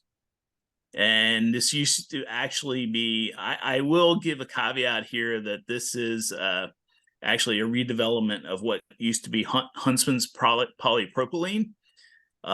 So we went from an industrial site to a warehouse site. So that in and of itself is not necessarily a bad thing. But again, once again, we're talking about all these warehouse areas. In the foreseeable future, we're not going to see them ever revert back to the way they were previously. And this area right here is down in, I believe, Gloucester Township or Gloucester County. And what I'm basically illustrating here is, and this is where it starts hitting home for us. As stewards of the land, as stewards of the landscape, we can have a say and we can do something about what is getting done. Of course, you see houses over here, and then we have some trees and such, and a big grassy open field that will get mowed. Of course, people put up some fencing, and of course, more fencing. Oh, look at that. And some of these trees were actually taken out. Once again, whether or not we realize it, to be able to accommodate the lifestyles that we seem to live right now, we're actually imposing ourselves on this landscape and changing it dramatically, and unfortunately not giving any credence or allowance for what's happening to the wildlife and the habitat that are living in these areas. In particular, so I've been living down in Acco, New Jersey, for most of my life of 55 years. And I've seen a lot of this area, and a lot of my ancestors that have grown up around here. And we just used to keep a house and a big open field. Never used any fertilizer. And of course, the critters, they come and go. They just walk and make their way right through the landscape, living off of a lot of natural things that are growing in the nooks and crannies around here. But unfortunately, when we start to impose and change the landscape to be able to accommodate our needs. You know, we want to see green, lush lawns. We want to see, of course, we have to walk on sidewalks. I brought this in. This is in Berlin. Very interesting story here about one of our state species of concern, the eastern box turtle, that I found walking across the parking lot right here. And I saw it and I thought to myself, this is in Berlin, not too far away from where my home is at. And I thought to myself, okay, this is not where this little guy belongs, you know. So I put him up on the curb line up over here, so that, you know, that's the direction he was going in, or she. And hopefully that turtle is still living out there today still. Who knows? You know, they do live to be about 30, 35 years old. So but the point is that, you know, when they were making this development and putting the curbing in place, they weren't taking any consideration for whether or not the turtles were going to be able to get up off of the pavement. You know, it's just something that we don't think about when we're considering development. Shout this out, anybody. Does anybody know what this is? We're talking about right here. It's a line. No? It's a line. Okay. Yeah, well, it is the bottom line. And of course, the bottom line is, whoops, sorry about that. That shouldn't have happened. I love doing this stuff live. Nature is a part of us, and we are a part of nature. Really stop and think about that, because we're embracing this whole new concept. And I really just read a paper on this week from the U.S. Forest Service, that they're recognizing that our attitudes towards the landscape are changing, that it's more than just resources that we can extract and take from it, that we are actually part of this landscape. And once again, as stewards, we have to adopt this type of philosophy. I really think going forward, when we're talking about carbon sequestration and all the pressures and everything, we're trying to move forward and keep holding on to a life that we've been living for decades, and, you know, for 100 years. And I really think that we need to start think outside of the box of the way that we're actually living in this landscape. To go forward, I think, you know, it's almost like Back to the Future, really, when you think about it. Maybe more so along the lines of more railroads and, you know, more taking trains and less being able to rely on highways and such. New Jersey DEP, Mandy Futi, who was one of our advocates and worked down at the Forest Resource Education Center when I started out as a steward in 2015, noted in a presentation for our woodland stewards that the state is expecting to put 1 million more cars on the roadways by the end of this century. And all I can think, anybody out there who has driven in the state of New Jersey and has been in a traffic jam, where are they going to put 1 million more cars? I don't think it can be done myself, you know. So I really think there comes a point that, you know, it's getting to be a breaking point where we have to start thinking outside the box. That being said, this is down the street from my house, local neighbor. And I really like what they're doing here because, you know, they have a lot of mature trees. And of course, instead of having a lawn, they have a nice mossy front yard. It's always green. Guess what? It's green right now in the winter. I think I took this literally 2 weeks ago. And to me, it doesn't look bad. But the thing about it is, this is like excellent habitat for all types of bugs. Crane flies, they love moss. I mean, you know, they actually rear their young in mossy areas. So it's very important to kind of hold on to and to keep some of this habitat. there was a big push on this year actually to leave people's leaves in their yards. That being very important, because unfortunately what winds up happening though, as a landowner, what you don't see is there's no little seedlings down here. So that's a bit of a problem. So when we lose a tree, then there's nothing there to take its place. So we get something like this. And once again, I'm not taking any away from the ideas of home ownership and people wanting to do whatever it is that they want to do with their own houses. But I think, as stewards, it's up to us to talk to our neighbors and to let them know the implications of what's happening here. Now, the nice thing I can see is, I just kind of picked this one at random off of Google. And it doesn't look like they're using any fertilizer, and they have lots of dandelions coming up in their yard. And actually, I kind of like that. That's cool because it's actually, not dumping nutrients into the waterways and such. But at the same point in time, it's also kind of good for anything that's left as far as the wildlife, which in this particular case, I don't know that there's going to be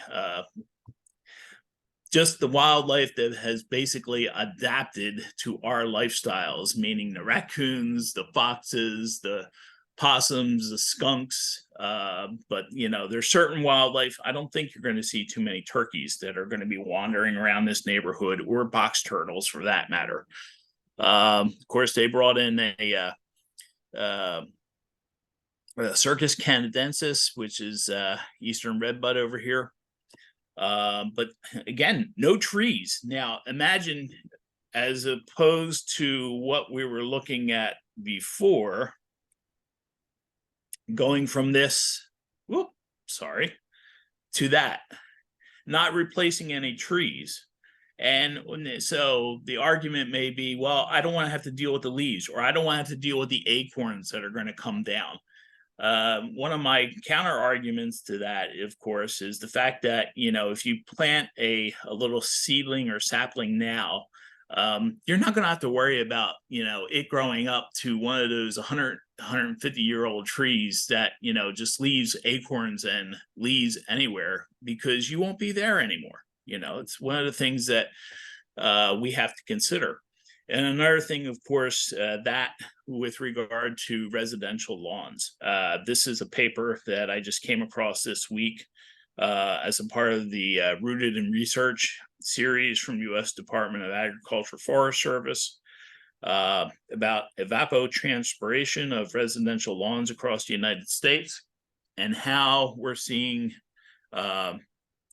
so much water use that is going into our lawns at a time that, we actually need it for other uses. So we talk about living in the landscape and living in an area. And believe it or not, this is in New Jersey Pine Barrens. This is called Hampton Furnace. Back in the 1800s, up to about 1840, 1850, there used to be an iron furnace that actually operated here. That furnace went out of business. Eventually, this became a cranberry farm, which is basically what you're looking at right here back in 1930. These are 1930 aerial photos. The state acquired this. I think at the time, this was a part of the Wharton estate, the Wharton Tract, which became Wharton State Forest.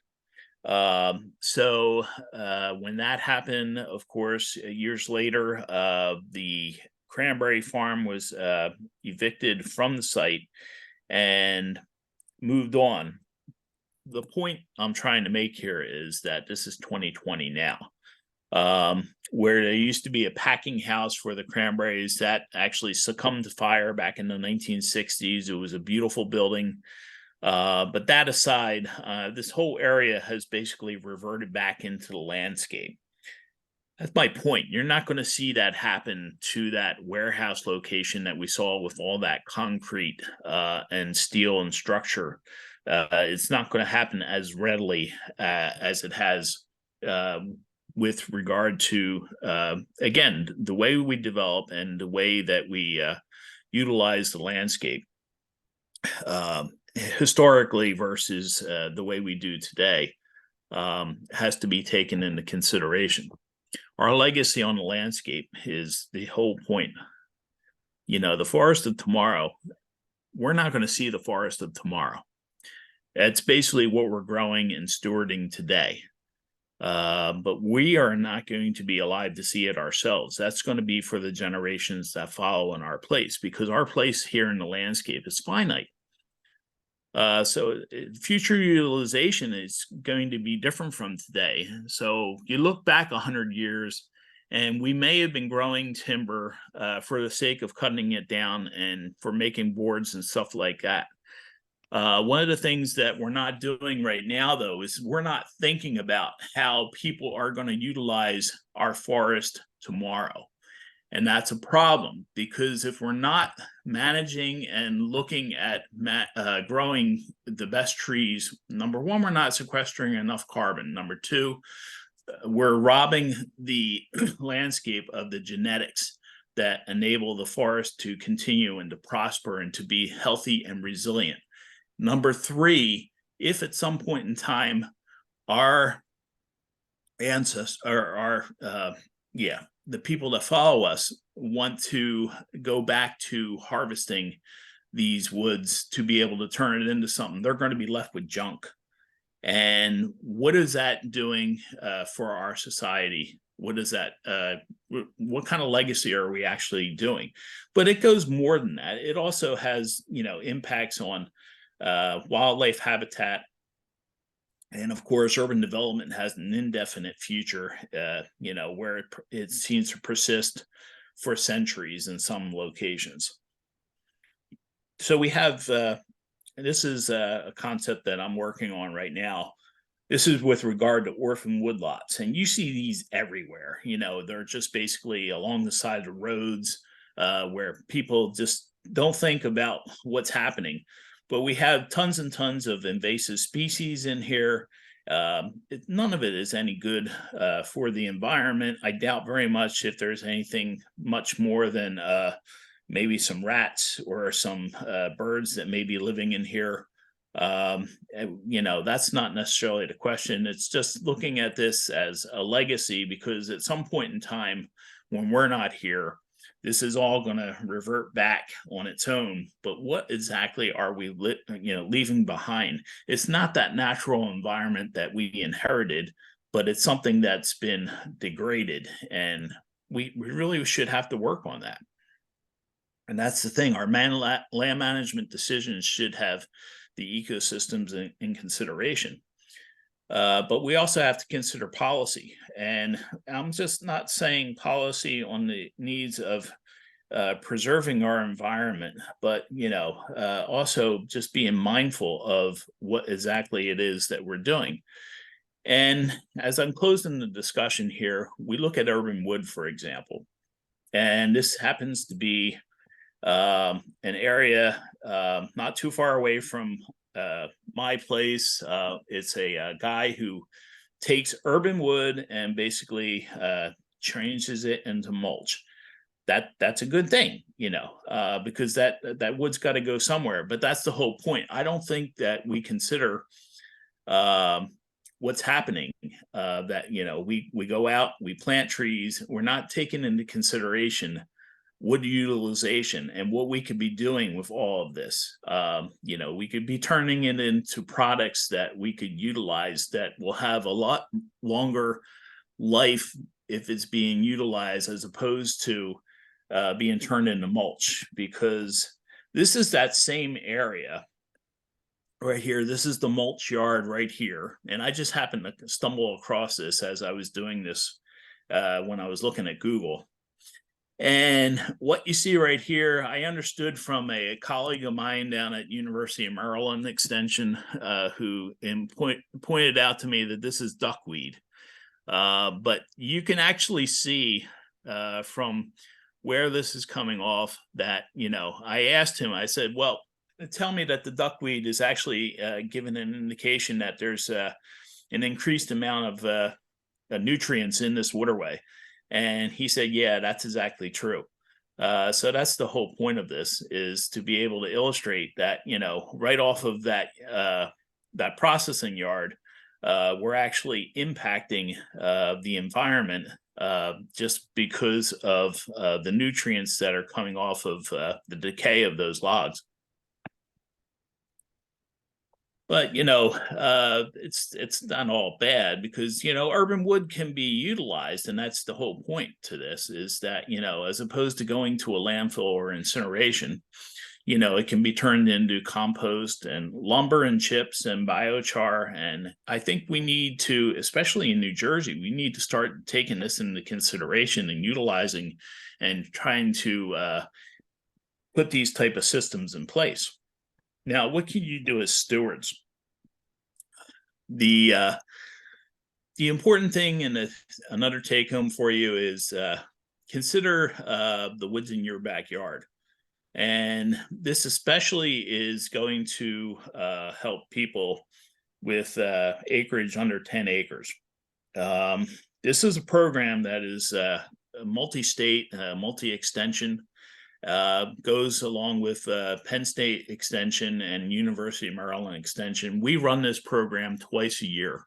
It's $75 online. It's an online program. But I highly consider you should consider taking the class. I had taken it myself as a woodland steward back in 2016, 2017. Charlie Newland, my predecessor, had suggested I look into it, and I took it, and it really dives deeper into the whole ecology and the whole concept that our forests are connected with the forests of our neighbors, and we're a part of this greater ecosystem, and to take into consideration the management, and also to look at our neighborhoods and try to fit our management into what's happening in our own neighborhoods, to be able to provide that habitat. I myself, I was excited this year because I saw 4 eastern box turtles on my property, which is the most I've ever seen. Usually, we'll see 1 or 2 per year, per season, but to actually see that many, and actually I saw 2 at the same time. And I actually think they were getting frisky with each other, but that's a whole other story. But the whole point is to actually see that. I was actually quite excited, and I myself, I'm looking into probably establishing a little bit of rubus on my property, blackberries. We used to have them, but the deer have really decimated the landscape over here. So I really have to do something to kind of foster that and to turn things around for the sake of the other land animals that are living in this habitat.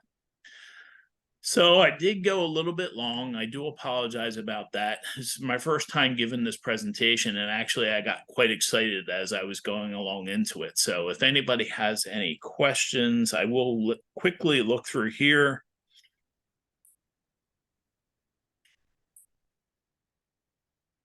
You can go ahead and speak up and open your chat if you want to, or open your unmute yourself if you want to just shout out a question.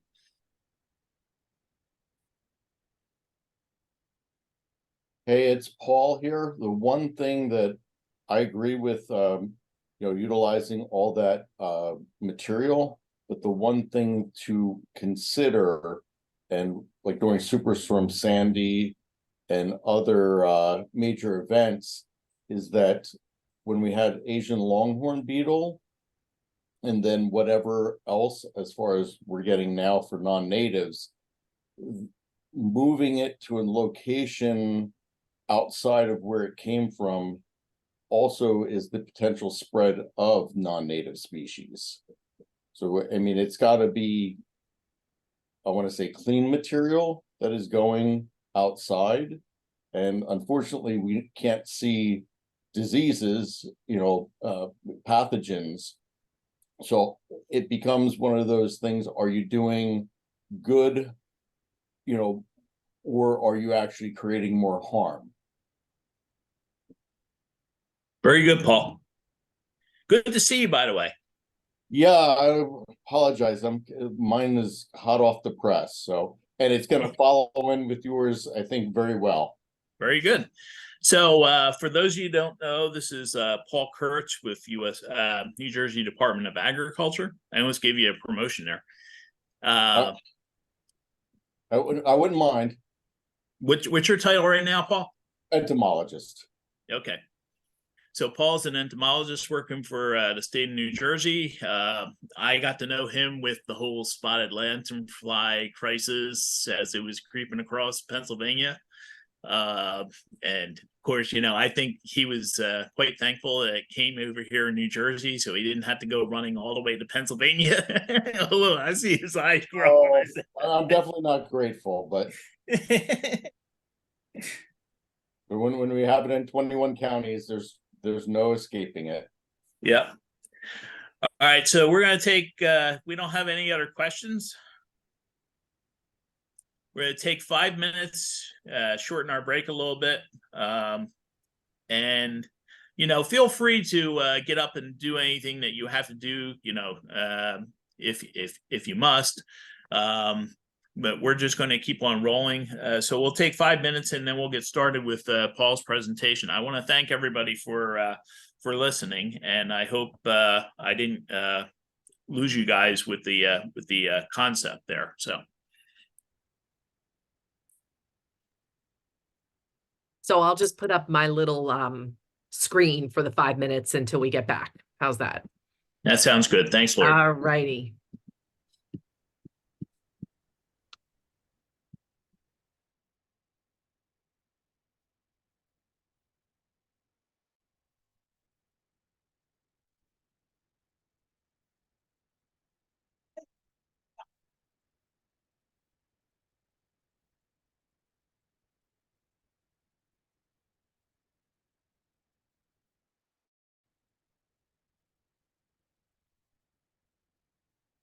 I think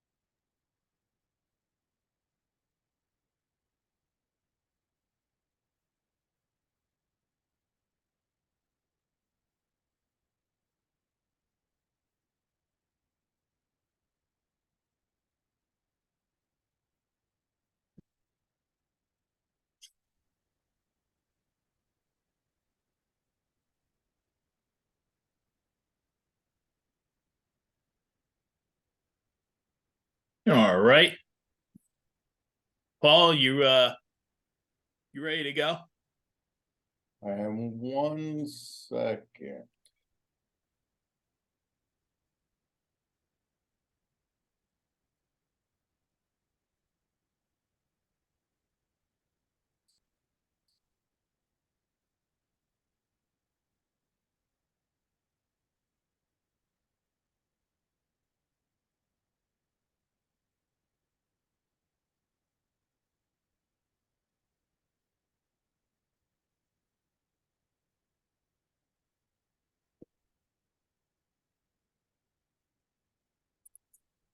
I just want to showcase while everybody's waiting. This is from the Maryland Woodland Stewards Program. And it really does keep your coffee warm all day. Hint, hint, Lori. You don't like our coffee mugs or our polo shirts? But do you see this? It's beautiful. Look at Yes, it. very nice.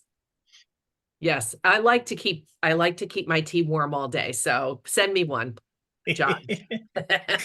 Yeah, next time I get up to Keedysville. Okay, there you go. Right. Why isn't this showing? It's showing on my screen.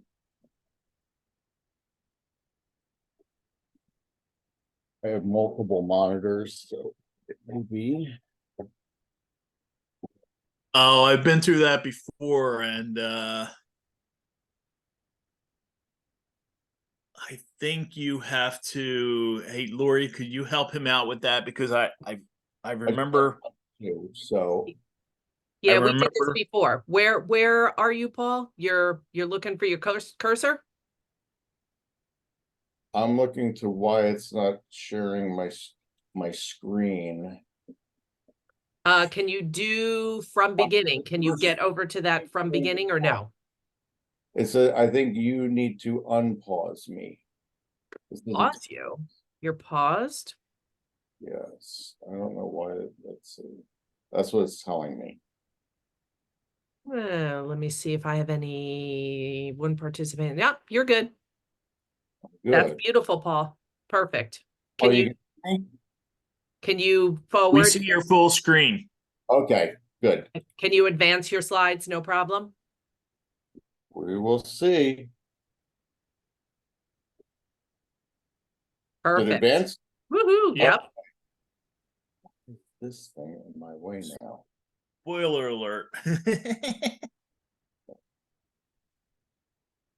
It's the okay, so as John went in, I started looking at, and it kind of, this is going to be informative and a bit esoteric, because like he was mentioning about seeing the eastern box turtles, I grew up pretty much at my grandparents' farm, and they had a small little, family farm in Howell. And when they had passed away, I took over the area for a while. And from when I was a kid, which at that time, that it's 20 acres, but I mean, it hadn't been developed, so it was probably more like 40, but it looked like, I mean, it had no end. And I could find turtles every day. I could find snakes. I could, all this stuff. When I came back as an adult to manage the land for a little bit, there were so many things that had changed in that area. We had a big area for steer, and that became pretty much stilt grass. And we had tree of heaven and all kinds of things. And I started thinking, like, what are we going to have as we move forward? And what's going to be going on with our forest, because the forest I played in and made forts in are definitely not the forest that we have now. And I feel bad for kids growing up. Well, most of them stay home and play video games, but the ones that do go on out, what's our legacy to them?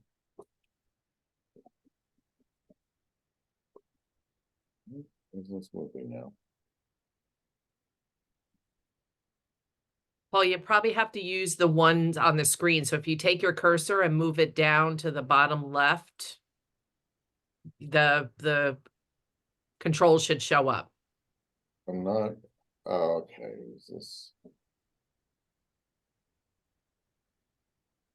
Stop share, sorry.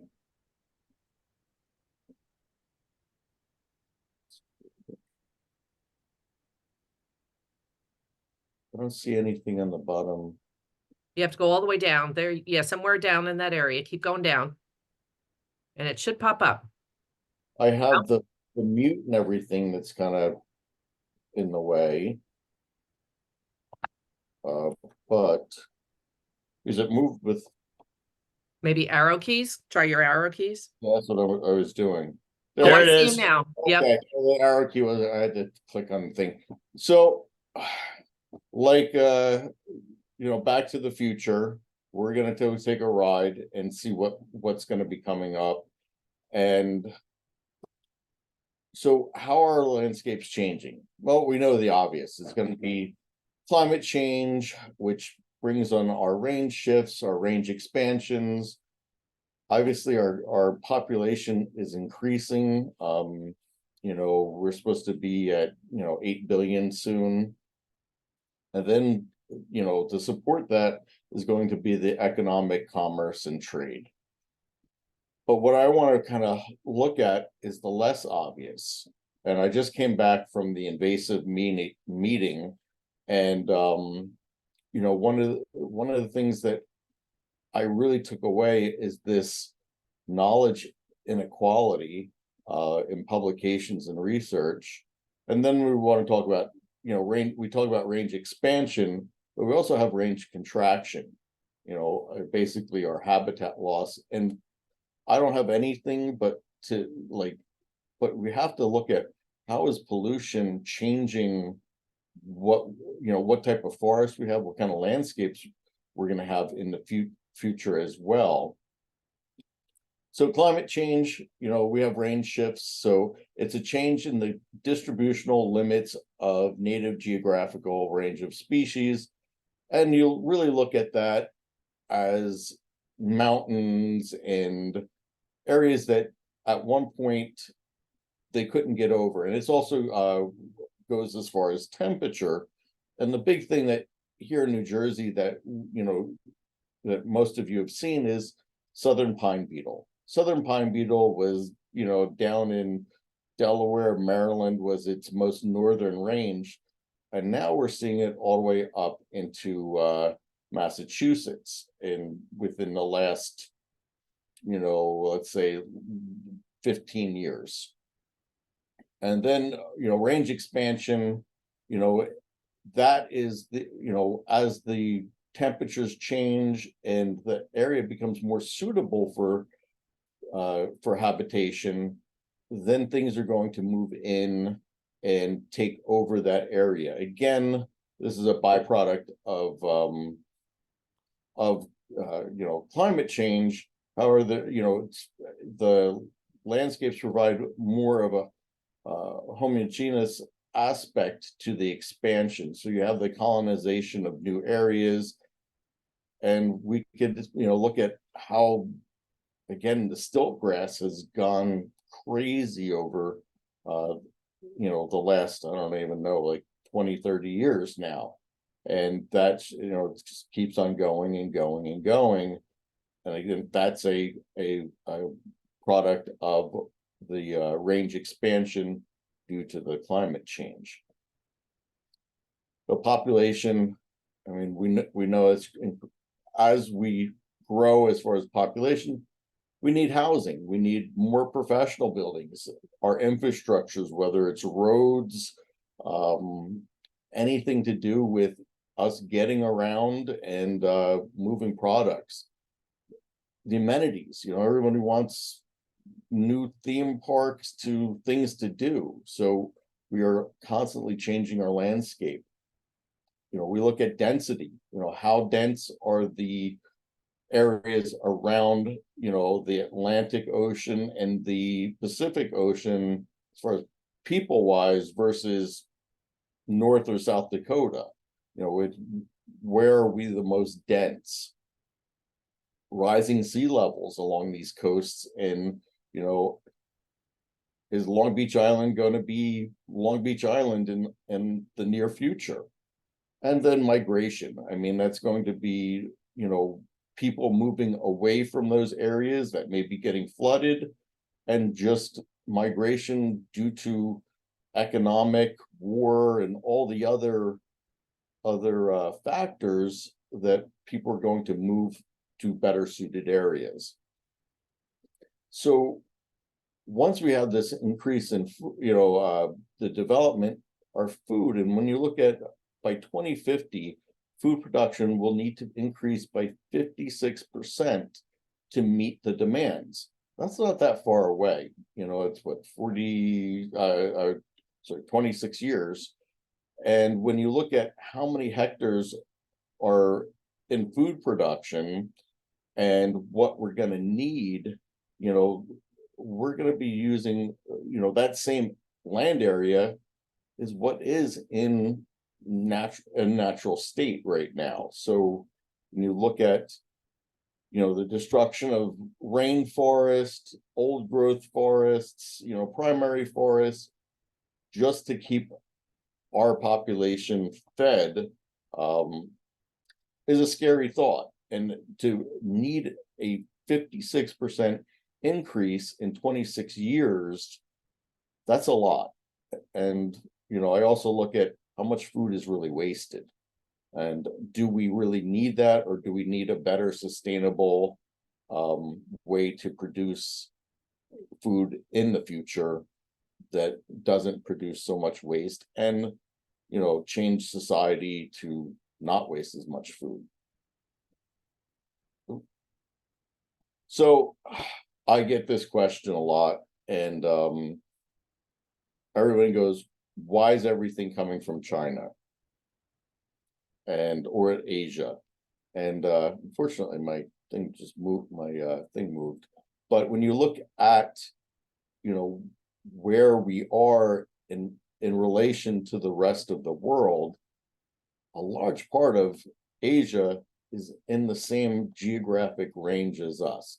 That's why it's pretty easy for these new species, especially from Asia, to get here, to become established, because they don't have the same temperature restrictions as they would in sub-Saharan Africa as the US.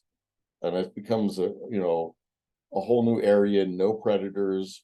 Coevolution is one of the biggest things. And when you're looking at a more complex food web, the more complex the diversity, the more stable the ecosystem.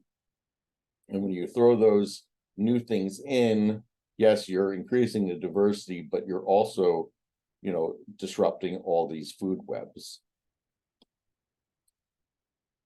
Some of you may have seen this in the past, but this is when you look at how our forests and all this changed, is basically our the Industrial Revolution. When you look at all insects, pests, and then wood borers and those lines, it starts 1850 when you had locomotives, trains being the way of moving. Well, then we went into, let's say, 1950s to 60s. What did we have then?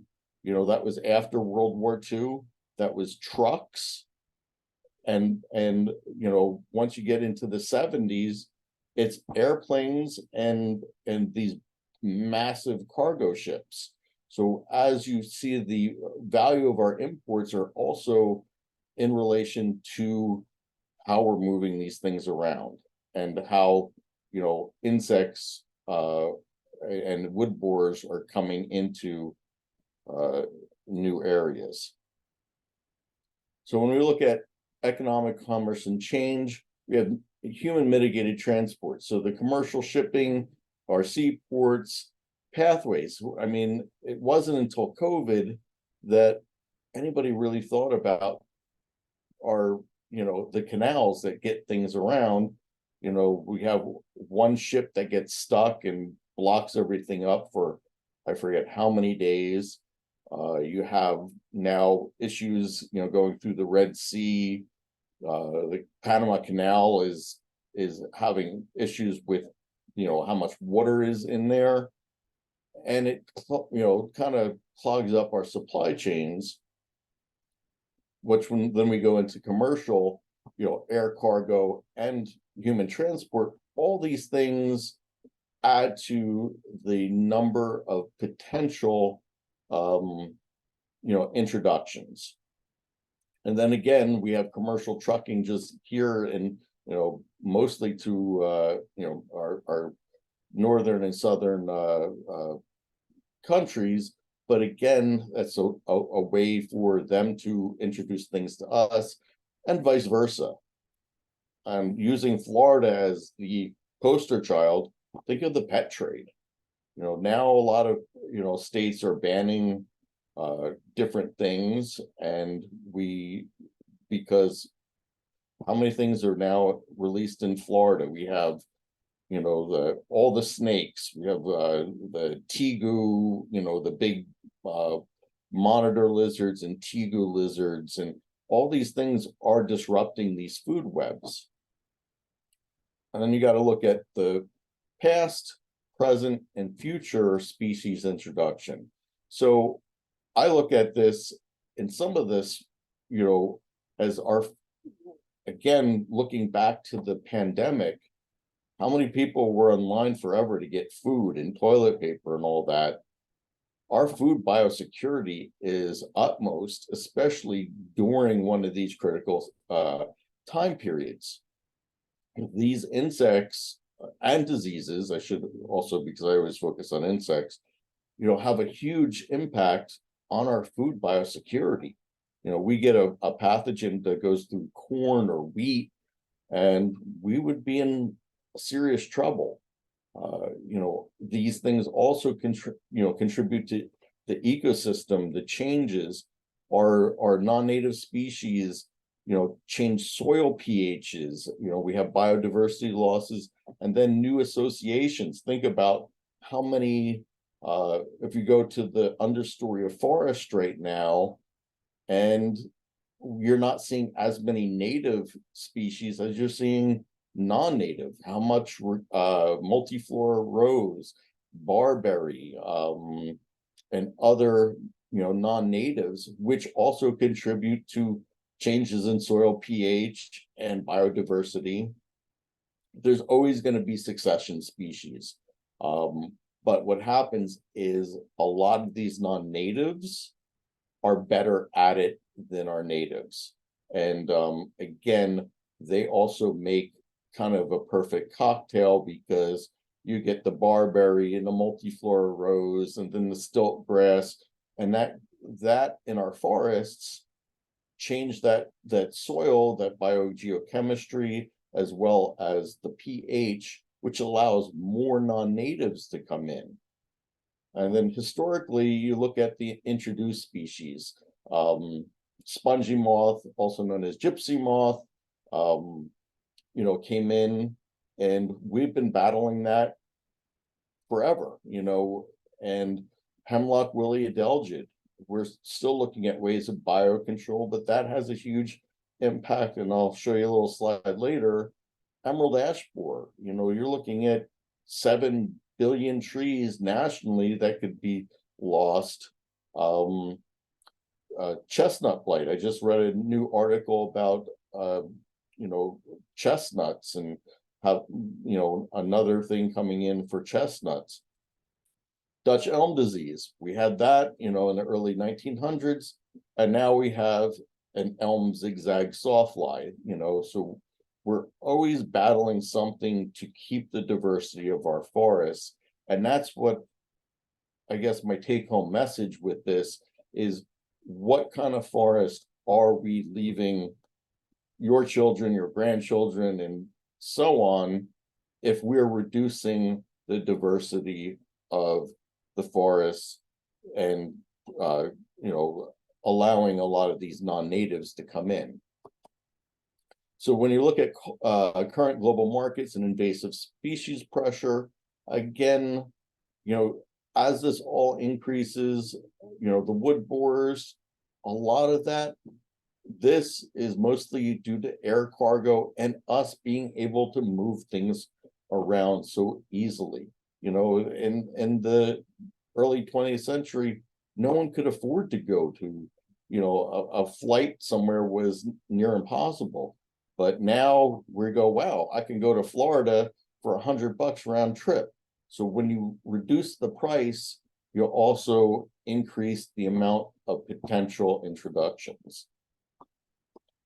So when you're looking at the data risk on this, and there's a couple of guys that I tend to go with, but so data from the U.S. Forest Service, National Insect and Disease, Forest Risk Assessment indicated that 33 million hectares of which account for 63% of our national forest land are at risk for additional basal area mortality of host species, and 24.8 million hectares are predicted to experience 20% loss by through 2027. That's not that far away. And when you're looking at different pine beetles out west, and again beech leaf disease and new things that are coming in here, I'm a big thing on looking at these Asian crazy worms or whatever you want to call them. They have a whole bunch of nicknames, but how they change the chemistry of the soil in the forest, this will lead to a really ripe habitat for non-natives. So this estimate is conservative because they're based on projected damages from only 13 established pests, whereas more than 60 different pests are currently damaging to United States forest. Many new species are likely to establish in the US in the coming decades. So if we're getting that damage with only 13, and we know that 60 are out there, and as we become even more intricate in our global economies, what else is going to be coming in that we're not aware of? So this gentleman, Dr. Martin Nunez, had a fascinating talk, and something I would have never crossed my mind. And he had knowledge inequality. He said most science publications, greater than 70%, only focus on 4 regions: the US, Europe, Australia, and China. Well, there's a lot of the rest of the world that's not represented in this. And most of these publications, which are crazy, are only done in English. So with that, you go, how much are we losing in knowledge or not having access to? Because, he had slides on the board showing different parts of the world. The only thing that I saw in Africa for publications, I think there are only 3 that were coming out of South Africa. Africa is like 3 times the size of the United States. So when you look at, what are we missing in the potential future by not having publications from other countries and other languages? I mean, I look at, it's pretty easy. Google Translator works really well for the most part, and ChatGPT and AI should be able to mitigate this type of lack of knowledge. And also, if you were in a country, in South America, that your professor was not being published because of language, or again, there's a focus on novel research, versus needed research, that, are they inclined to have their students and their postdocs really doing the research to publish, to get more information out there? And you got to ask yourself, what is going on in the rest of the world? Are we ready for new threats coming from, as things are changing. We're getting new trading partners. Are we monitoring for these new threats in these countries? What kind of research is being done for, I've been to South Africa. I know they're doing a lot of research on pines because they grow a lot, because Georgia Pacific owns big chunks of forests down there, planted forests. So we look at, the last one, as John mentioned, spotted lanternfly, which I can't, complain too much because, it helped pay for my mortgage. But when we had that coming in here, and Penn State and all these people were looking on what do we know about spotted lanternfly, all the material, all the research and publications were produced in Korean, coming out of South Korea. That, being able to translate that information for the current researchers caused a delay in, time getting to their research, because they needed to, find those publications and then be able to translate them. Again, because we're focusing on English, this gentleman was doing a comparative analysis of, and I don't remember what, but he looked in English, he only found 3 publications of what he was doing comparative analysis of. Well, he's like, I can't do a comparative analysis using 3 publications. That's really not a comparative analysis. He then changed it to his, primary language, Spanish, and he wound up finding 56 additional publications on what he was looking for. So are we limiting ourselves by focusing only on English? And should we be looking to these journals and scientific publications to be able to host these in multiple languages? And so that's for the journals to decide, but it seems like that is something that we're going to be needing, and that lack of knowledge could be, somewhat imperative. And this is in the biological sciences of forestry, entomology, pathology. What about, human, what's going on as far as, pathogens and everything that are impacting humans, livestock, and everything else? This is just the beginning of, I guess, that question. Are we getting enough information from other countries? So again, back to the less obvious, the range contraction. So you have threatened or extinction, and that's going to be based on habitat loss, development. The development creates that island biogeography where you're creating little islands, but you're not having a viable population. Are the new things coming in there outcompeting the natives? Are the natives that adaptable? When you think about trees, as things get warmer, they can't move. They're going to be sitting there, whereas other, creatures with legs or wings can get out of there. But when you're looking at forests, they're not moving. They have natural disasters that are going to happen no matter what, and weather conditions. My other question on this is, how many times do we see here in New Jersey we have Superfund sites and other human and other waste, whether it's garbage, and then assorted other toxic materials that are getting put into our environment that make it unsuitable for our native species.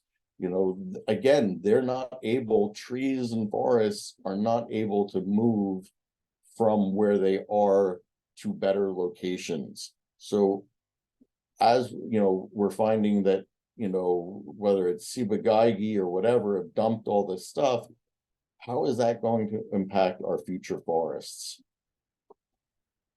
So just to give you an idea, steps of invasion, and back to when I was talking about planes, trains, and automobiles, when you look at the establishment is the function of the number of propagules, which is the number of potential introductions, and how many times the number of dispersal events. How many times does a plane come into an area, or how many times does the truck go back and forth? So then when you look at those, how suitable is the habitat? I read there's a guy on NPR, and he produced an article out of the Atlantic, and he kind of said that Lake Copacabana area is going to see the largest increase in temperature in the world. We are that area is a Goldilocks area, and you're going to see an increase of 3%. I'm sorry, 3 degrees. I'm sorry, not 3%. So with that, you know, it's New Jersey, it's Lake Copacabana. Who would think that out of all the places, Lake Copacabana, it's the forest type, it's the diversity, it's the geographic diversity, yet all these different things that make this a perfect and ripe area for invasive species. So then you look at, you know, resources, what's out there, food, water, et cetera, for these new introductions to establish reproduction. It's having mated pairs or a gravid female or it's pregnant female. And then the last thing is avoid reproduction mortality, which is going basically don't be eaten. You know how to avoid other predators. And when you look at, we have 35 times more sea cargo from 1973 to 2007, with the increased distance between trading partners, which increases these propagules, the number of, you know, of events. So when you're looking at all these different things, New Jersey has been the oldest port in the United States. So we definitely have more of an interest with this.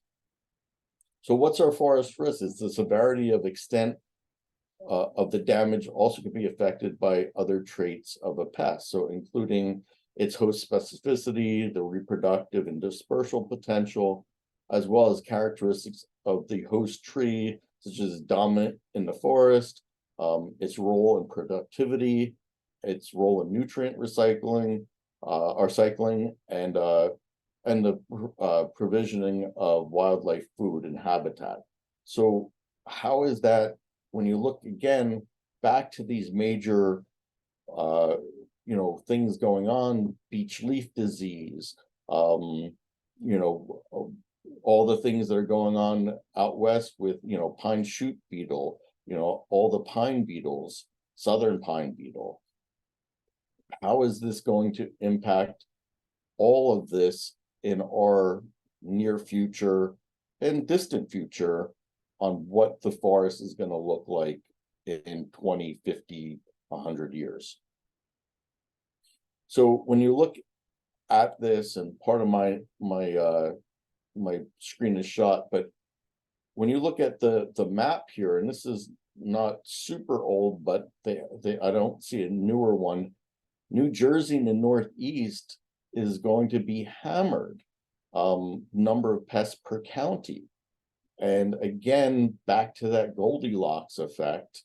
And, you know, do we have enough information coming from all these partner countries that we are working with to help with any new introductions in the future? So negative impacts of forest invasive species. You have your ecosystem structure. It destabilizes the physical structure, the loss and change of dominant species, shift of competitive interactions, colonization of invasives and non-natives, and how many multiple invasions that actually provide establishment. And back to species composition, you have your biodiversity, and then your understory plants in the forest. And something that I would like to know more about are your mycorrhizal networks. How are all these non-natives and the changing of your biogeochemistry of the soil, your pH of the soil, and all that? How is that? I mean, we know that these networks talk to each other. So it's been mostly proven. How is that impacting the health of future forests if those communication systems are being disrupted? And then the ecosystem, the functionality, as John mentioned, the nutrient cycle, the carbon fixation, carbon storage, your soil pH, and again, your biogeochemistry. All these things are, important to keep a healthy forest. Some of the things that coming out of this meeting are some new things that are out there. And I just focused on them. I'll give you a little bit. So I'm going to talk about Sentinel Forest shortly, but now we have a sweet gum inscriber that is potentially could come into the US from China. So they found it. I'll give you a little bit more information, but it would really do a lot of damage on sweet gum, which is a big component of the southeastern part of the US and their forests. It's also an important tree for storms, to keep the forest intact.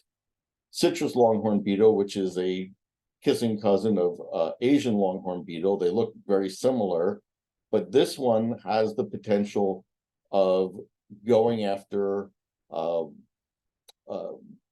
trees and citrus trees. We have the brown-tailed moth, back to that range shift, that if it gets warmer or colder, that's up in Maine and it was in Massachusetts, but this moth has on its rear, that brown tail, are these hairs that can, that actually have like a venom in it, and it gets into your lungs and it becomes a human health hazard as well, especially for people who have like COPD and asthma and other lung related issues. Pine beetles, we have, oh, by the way, the one long one, lighter brown, is that sweet gum inscriber. And then you have the Asian needle ant. And for some reason, one of mine was, so this is the one in the middle there is a new type of bagworm that was found in these sentinel forests that could have devastating impact on our forests. I don't even know if there's a name for it yet. So now with what else is coming around, when we look at how are our forests changing, we have bacterial leaf scorch, that's an oak disease. So what came out of this meeting on beech leaf disease, it's definitely the nematode. And what they believe is that it is vectored by wind. And the gentleman that was doing the research, when he looked at all the buds on beech trees, every bud had the nematode.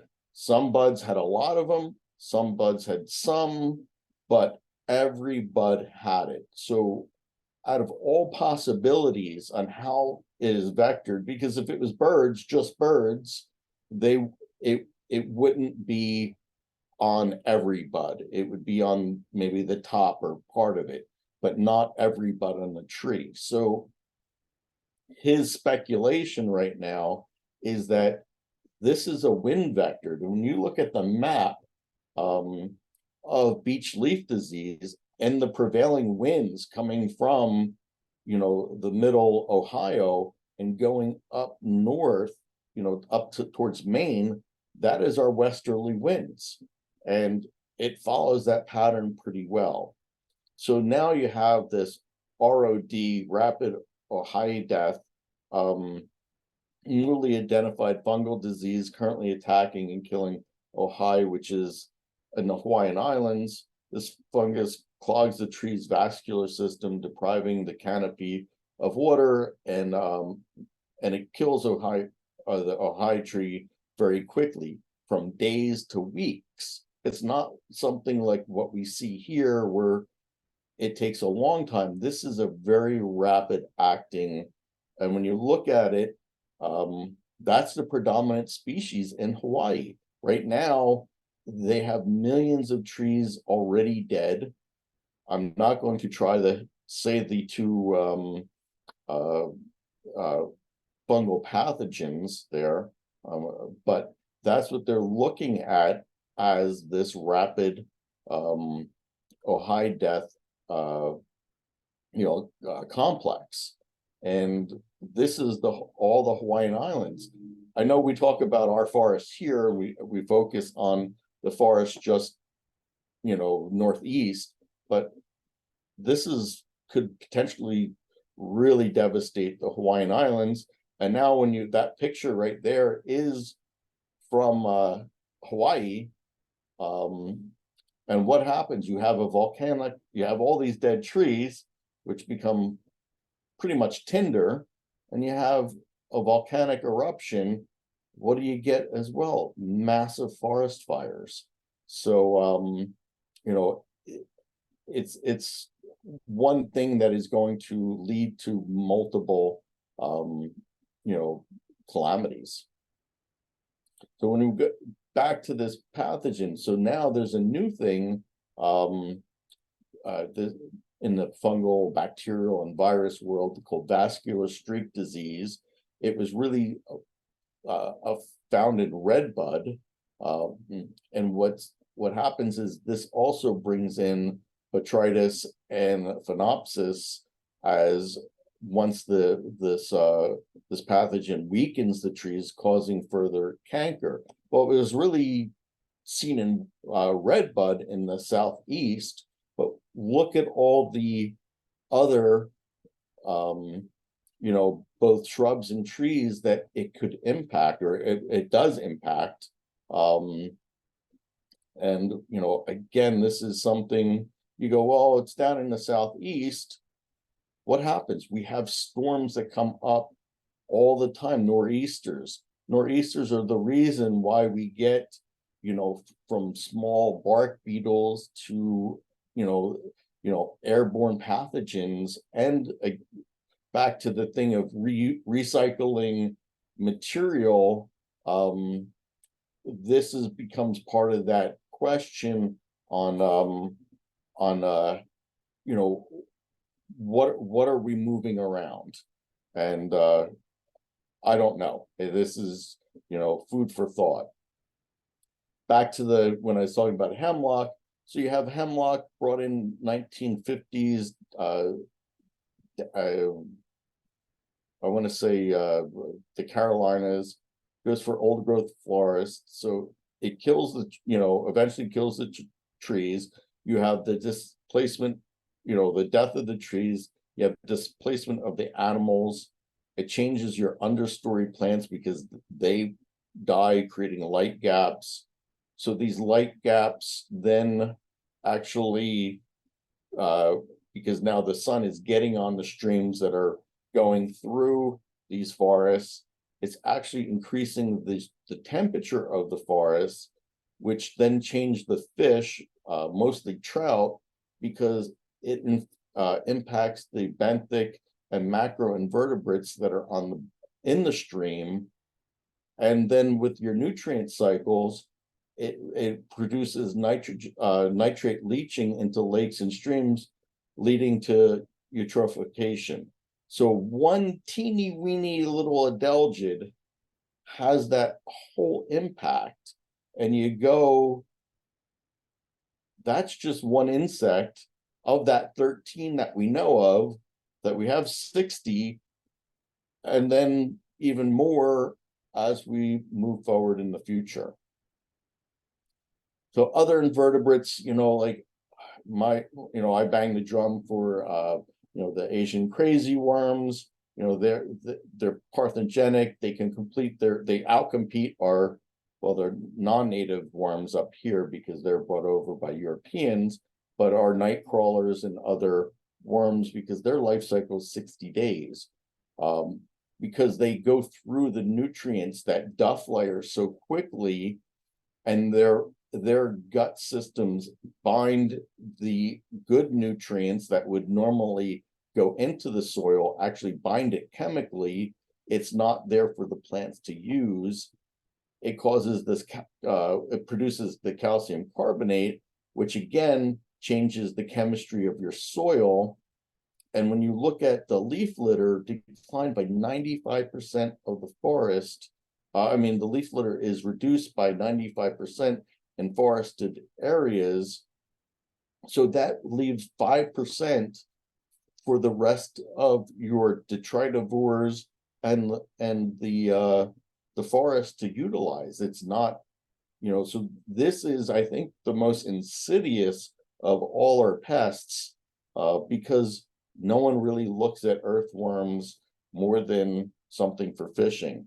We have this new faucet snail, and it's going around, and it produces, it carries a whole bunch of nasty parasites, and this is getting into our fresh waterways, and it's kind of like the zebra mussel. It clogs up pipes and other things. I think that's why they refer to it as a faucet snail, because it clogs up faucets. But these are things that are kind of off a lot of our radars, and again impact the health of our forests. So when we look at our herbaceous and woody material, the one I really want to focus on is this wavy basket grass.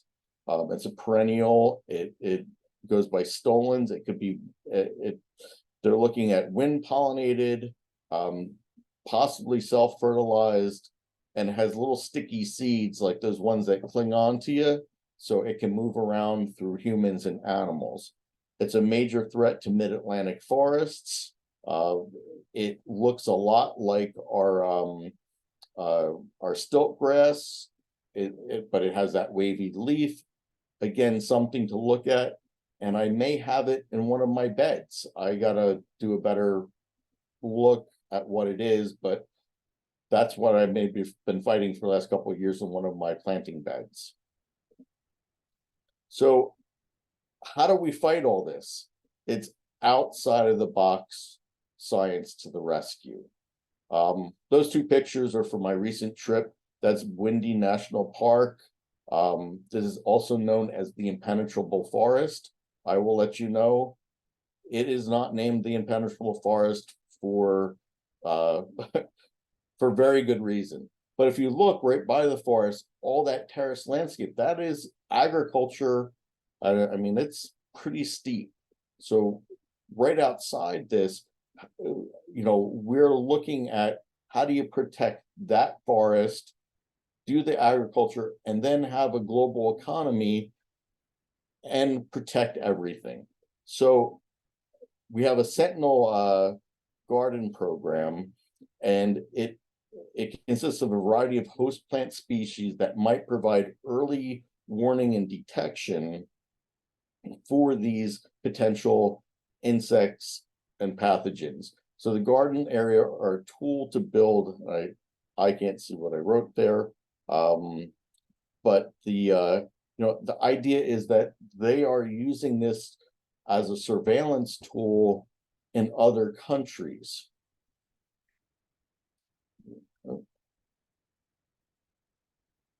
So this international sentinel tree program is to prevent catastrophes by getting early warning on which exotic pests are likely to cause trouble. Researchers from the United States, Europe, and China are trying a new approach by planting sentinel trees from their own region in distant nations and then observing which insects and disease attack them. The findings should help authorities more quickly recognize and snub out threatening introduced insects if they show up in the trees in native countries. Initiated by Alan Roques of France's National Institute for Agriculture, Food, and Environment, pioneered this approach in 2007 and 11 when it planted 7 tree species in China. So he had the forethought to do this sentinel tree program. And you look at in 2015, the researchers had identified more than 100 kinds of insects that had sampled the trees. And then Roque's team considered 5 species to be dangerous, and they took one, a bagworm moth, again, it's one that is unidentified, back to Europe to study its appetite for broadleaf trees. That study conducted under quarantine showed the moths can destroy numerous trees. So a new potential threat to our forests. And again, without this type of out-of-the-box research, we would never know this until it landed here. China discovered a beetle demolishing American sweet gum trees that had been planted near Shanghai. Sweet gum is an ecologically and economically important species in the southeastern United States. If the beetle, which had, which he and it's Yuri Hurek, his team colleagues named the sweet gum inscriber, gained foothold in North America, it could pose a seriously threat. They reported in 2010. So Yuri Hooker is out of the University of Florida. He specializes in bark beetles, and he's detected 8 species of concern from these, sentinel plots. So when you look at this international sentinel tree program, already groves of North American, European trees have been planted in China, have enabled scientists to identify and start to study more than a dozen insects of concern. In Europe, 23 nations have launched a £5 million project that will, among other activities, establish the sentinel nurseries in North America, Asia, and South Africa, and enable researchers to plant trees from those areas in Europe. Plantations across China in 2018, housing pines, oaks, and citrus trees, resulted in 8 species of concern. And then we look at Ohio State right now is conducting a planting of first sentinel plantation of Asian and European trees, including hollies, maples, and pines in multiple locations throughout the U.S. And it is, their strong opinion that sentinel trees are the new frontier in fighting forest pests. And this is, we need those other areas that no one's studying outside of, again, 4 major areas, Australia, US, Europe, and China. We need to, look at those areas as well for these sentinel tree programs. Well, this is kind of the end. I want to give you some resources if you're not familiar with them. You have invasive.org, great way to look at, get information. It's also part of the bugwood.org network. Pest Lens, you can sign up for this, and once you do, you're going to see, it's all the interceptions of different, and it comes from, weevils found in Vietnam. I mean, it's globally. It's not just the US, but it shows you both on, you know, food crops as well as, you know, trees and shrubs and other plants. So it's a good way to kind of see what's going on. And this is coming out of Cornell University. And then you can sign up on the USDA website. You look for their stakeholder information. And again, they send out information on new things, and this just keeps you in the know as things go forward. And they usually have a little description and things like that. So, questions? And yes, that is my picture. Awesome presentation, Paul. So I hope this kind of gives you, or I mean, I literally finished it this morning because I started it Tuesday, but I've had this idea for quite a while. What are we leaving, you know, the future? And what are we doing to protect the future? Yeah, exactly. And the thing about it is, it spurred a lot of thoughts on my part that I threw into the chat. If you didn't get a chance to read it, I'm terrible at looking at the chat.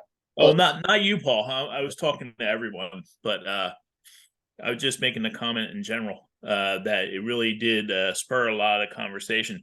That being said, I was going to ask you personally, myself, are you familiar with David Bengston? No, I'm not. U.S. Forest Service Northern Research Station. He just gave a presentation the past 2 weeks. I'll see if I can forward you a copy of the presentation because it's part of their, they call it wild cards. To introduce. Say again? I've heard of wild cards, but I don't know anything about it. Yeah, he discusses the futures wheel and what they call a serious game. This is a concept that I'm trying to whittle down a little bit so we can present it in extension so we can get landowners to start thinking kind of outside the box. But it's a serious game is actually something that the Journal of Forestry actually put out, and it's actually a game, just like it's basically a game for forestry that you basically consider it like a war games kind of thing. And, you know, different outside the box, high impact, but low probability events are kind of thrown at you, and you're asked to come up with ways to kind of mitigate them. The whole idea is, you know, for us to keep ourselves on our toes, to, you know, be thinking about how to address things that are going to be dramatically affecting our forest that we may not be aware of, like over the horizon type of events. It was really fantastic. So I'll forward you that information. So yeah, definitely, please. Yep. Any other questions or comments for Paul? I hope that all made, again, you know, what I was trying to get across in a short time period, that, you know, you kind of got what the message is. And, you know, and I like this whole Sentinel Tree program. I hope they can establish it in more areas in the world than just, you know, a couple, and look at, you know, because that is our first line of defense. Yes, I agree. And it's not the first time I've heard that. So I do know that there's an effort about, I just can't remember the last presentation I sat in that we were discussing this. So it's good to hear that, you know, I'm hearing this from multiple talking points, which suggests to me that, you know, this is something that is going to see wider use. So. Great. Well, thank you very much. And said, if you have any questions, send me an email. And I just spent my vacation in Burundi, Rwanda, Uganda, and Tanzania. So with that, you see their agriculture and see what's going on there, and also, because I quickly visited their Rwanda School of Agroforestry, and I was right there. I figured that it was right on the border of Burundi. Why not stop by? And what do they know that we don't know? And again, being published and getting their information out to the rest of the world. Exactly. Very good. Like I said, you hit it out of the park, Paul, as far as I'm concerned. Excellent talk. Excellent presentation. All right. And on that note, I'm going to roll right in on New Jersey Forest Fire Service. We have Jeremy Weber. Jeremy, are you there? Are you ready to go? Yeah, I'm here. I'm ready. Just a forewarning. I just got an IT indication that says that in 57 minutes, 52 seconds, my computer is going to restart automatically. I'm truly on a timeline here, so all right. Well, Talk fast. I don't think that they expect most employees to be working on Saturdays. All right, let's get started. Hurry up. Get her done. Okay. So, would you give me control here? You should be able to share your screen. Now, Paul had to stop sharing his, so try it now and see if you're able to, Jeremy. I stopped sharing, so. Yeah. Because only one person can share. Sorry about that. While you all are waiting, I just wanted to mention that as soon as because Jeremy has a time constraint, as soon as he's done, we'll wrap up and we'll go through the remaining stewards that didn't get a chance to talk at the end of the presentation. And yes, like Jay says, thank you, Paul. Again, you hit it out of the park. So we'll start as soon as Jeremy's ready to go.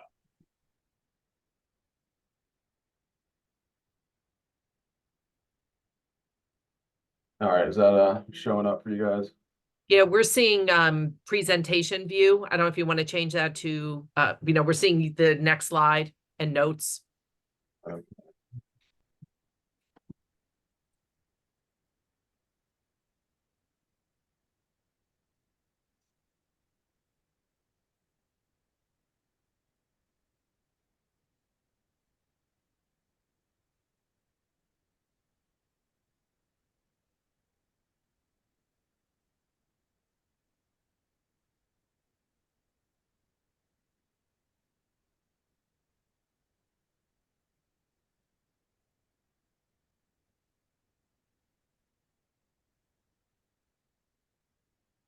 All right, is that better? Looks good. Yep, perfect.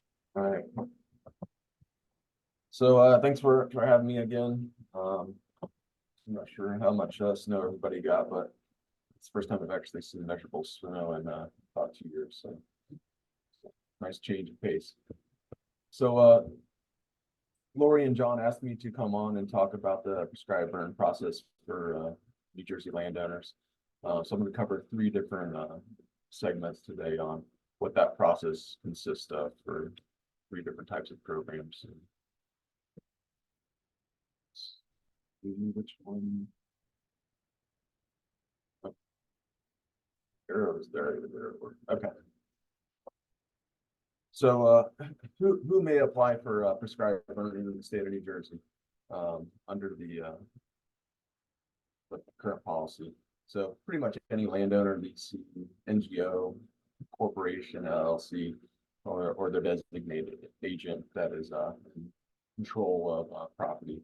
And a lot of people don't realize it, but if you're leasing property, you actually, unless it's written in the lease, you actually have control of that property. That's something that a lot of people didn't realize in the past. So of those application types, there's three types. Landowner implemented, which is an application for a permit for a landowner to actually conduct the burn themselves. There's also the New Jersey Forest Fire Service assisted application, which also issues the permit, but the New Jersey Forest Fire Service actually comes in and does the burning for you for a nominal fee. And then there's also a qualified professional application. Qualified professionals are people who possess the skill set commensurate with the type of burn that they're actually trying to do for hire. So this is a little different than say you own a business and you want to say you're a farmer, you want to own a business, you want to burn your own land. You're not technically not qualified professional. This is somebody who actually goes from place to place for hire to burn or treat units. So when you apply, so if you're looking to have the New Jersey Forest Fire Service help assist you in the burn, prescribed burn on your property, we ask that the applications be submitted by October 1st. This is to give us plenty of lead time to evaluate the land, the site that's looking to be burned, develop a burn plan, get the site prep done, and also fit it in with our other resource needs that we have as far as like burning other units on state lands and accommodating other private lands as well. For landowner implemented and qualified professionals, we just ask that they at least give us 30 days prior to the intended burn. So someone's looking to burn something, say in January, we're looking for them to give us the application and all the appropriate documentation that's necessary. We'll cover here a little bit, at least 30 days prior to that. So we have time to review it, go out to the site, check it over, make sure everything looks like it's in place, and should there be any problems, and verify that the documentation and certification are in place. So if you're a landowner and you want to thinking about burning this up yourself, first things you need to think about is do you have the necessary resources and skill set to carry out and complete a burn safely. As you can imagine, burning is a dangerous prospect to take on. Can't be done safely, and it is done safely every year. Both landowners and professionals do it across the state of New Jersey every year. We haven't had any real big oops or upsets. With that being said, you also need to make sure that if you're planning to apply for a permit, the site needs to have access to fire vehicles and equipment. So in the event that a fire were to escape, that we would be able to get in there and actually try to catch that fire before it became a real big problem. So kind of a starting point. Do you have the necessary resources to carry out the burn? And also, do you have access to that site that you're looking to burn? So some of the procedures for landowner qualified professionals. Make sure look for any specific local ordinances that might cause a red flag. The PBA does say, the Prescribed Burn Act does say that prescribed burning is for the most part exempt from local and municipal ordinances. So I don't think municipalities are aware of that, the legislation, so it might be something that's dealt with ahead of time. You need to also prepare the application and the plan. You need to provide those experience requirements, submit all the supporting documents to the Forest Fire Service, the local region office, to review the documentation. And liability insurance is recommended, but it isn't mandatory for people looking to conduct things.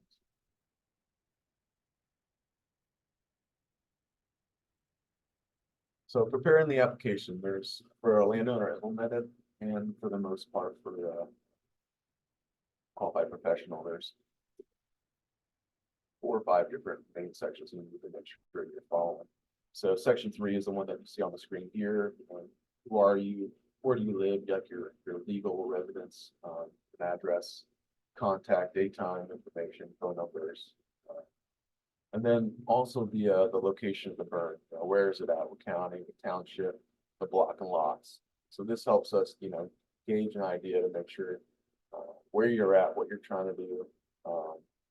Even though we do ask you to send a map in with those burn plans, we want to actually look on the legal document side of things as far as the plots and parcels, make sure everything looks like it's in place. And then obviously sign into the section 3 part of the application. The next thing is you want to do is you want to look and review the permit, review the permit conditions, sign a date. Some of the things that are required on the permit are verification and full division office within 24 hours before you plan to burn, and let us know the day of, hey, we're doing it or we're not doing it, just so we have an idea as far as resources scattered across the state, where things are happening, what's going on. So because we are the Forest Fire Services, obviously responsible for fire suppression, but we need to make sure we have enough resources in place to be able to accommodate anything that may occur across the state. And there's additional notifications. Typically, the landowner is also required to notify the local dispatch and health monitoring facility in the county. And it also notes that the applicant is responsible for the burn. Make sure that you are aware that you are burning in accordance with the burn plan. So the state of New Jersey, the prescribed burn act gave a lot of protections to people who are prescribed burning, but those protections are only valid if you're following the burn plan that the state. Anytime you operate outside of the burn plan, you are going to be liable for any damages or injuries that may occur as a result of that. And then make sure you have access to fire weather. Everybody's got digital phones now, smartphones. We look up the fire weather daily, every morning, and it's something that's just go on the National Weather Service website. There's like a fire weather forecast, and it helps keep you in tune of what those expected conditions are for the day, and to make sure that you're falling within the parameters that you set within your burn plan. And then containment of the burn. Make sure that you're responsible for the containment of the burn, which means fire could still be, the burn could still be smoking, it could have some residual burn inside, but the fuels around the edges are burnt, and there is no threat to the green side of the burn, or the green side of the perimeter of the burn. So some of the training experience that are recommended for conducting a prescribed burn if you're a landowner or a professional. We recommend that you complete a prescribed burn workshop if you're a landowner, and we ask that you have experience participating in at least 3 burns. Just to give it perspective. Professionals, on the other hand, because they're held at a higher board, we ask them to be NWCG, which is National Wildland Coordinating Group, burn boss, qualified, commensurate to the complexity of the burn that they carry. So if it's a high complexity burn, they're going to have to be a type 1 burn boss. It's a low or medium complexity, it's going to be a type 2 burn boss, type 3 depending on what you're going to. And we also ask that those people have a minimum of 3 burns in the last 5 years. We don't really want people coming in from out of state and saying, "Oh yeah, we can burn and burn." So they burned in Maine or something like that. When they come here and like, oh yeah, we can burn for hire down here and make a lot of money. Well, the fuels here are much different than they are in other parts of the country. So we want people to have some sort of experience here in the state of New Jersey, because the fuel types in some places might be similar to the stuff in other states, but in a lot of cases, the fuel types, at least in the central and southern part of the state, are very flammable, and it's a lot more risk involved.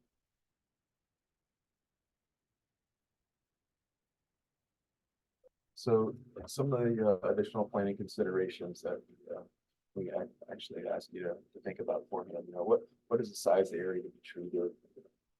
Larger areas would be more economical to treat than smaller areas. One of the things that we talk about a lot is when we do have a prescribed burn, whether it's a lane burn or a state agency, a small burn sometimes takes just as much time commitment as a larger burn. So if you're thinking of having like the New Jersey Forest Fire Service do something, like we're probably going to prioritize stuff that's a larger, more economical impact to prioritize over something that's smaller and going to take the same amount of time. What are some of the ranges of preferred weather conditions, the winds, temperature, relative humidity? So as you would guess, weather plays a huge role in prescribed fire, both in drying those fuels and susceptibility of those fuels to the fire. For instance, if there's got snow on the ground, it might take a couple weeks in some cases for the snow to disappear and make the fuel susceptible. In another case, if it warmed up tomorrow and it was like a really warm day and we had some nice wind, in some cases those fuels could be susceptible in 2-3 days time. Just all depends on what Mother Nature throws at you. The smoke management side of things is one of the real big things to tackle. So where it's part of the wins to what you're looking for, you're going to produce smoke. How much smoke are you looking to produce? The larger the area, the more smoke. The different type of fuels burn slower. Flashy fuels will burn up quicker, will produce less smoke over the period of time versus, so for example, grass burns really quick and readily. It's like a 1 hour fuel. Dries out quick, but it also consumes very fast and it produces less smoke than say the same acreage of forest, which burns much slower and actually produce significantly more smoke over a longer period of time. So where is that smoke going? Are you planning for the direction of that smoke to avoid any smoke sensitive areas or any targets? Because we don't want to impact that. Those targets could be roads, it could be communities, hospitals, could be infrastructure. Just a lot of things to take into consideration. And then also the burning techniques. What kind of equipment and personnel needs do you have? And emergency suppression procedures. Do you have the resources and equipment necessary to be able to extinguish the fire if it doesn't escape from your intended area? Some of the things you need to be thinking about beforehand before actually submitting these permits. So what are the plan minimum requirements?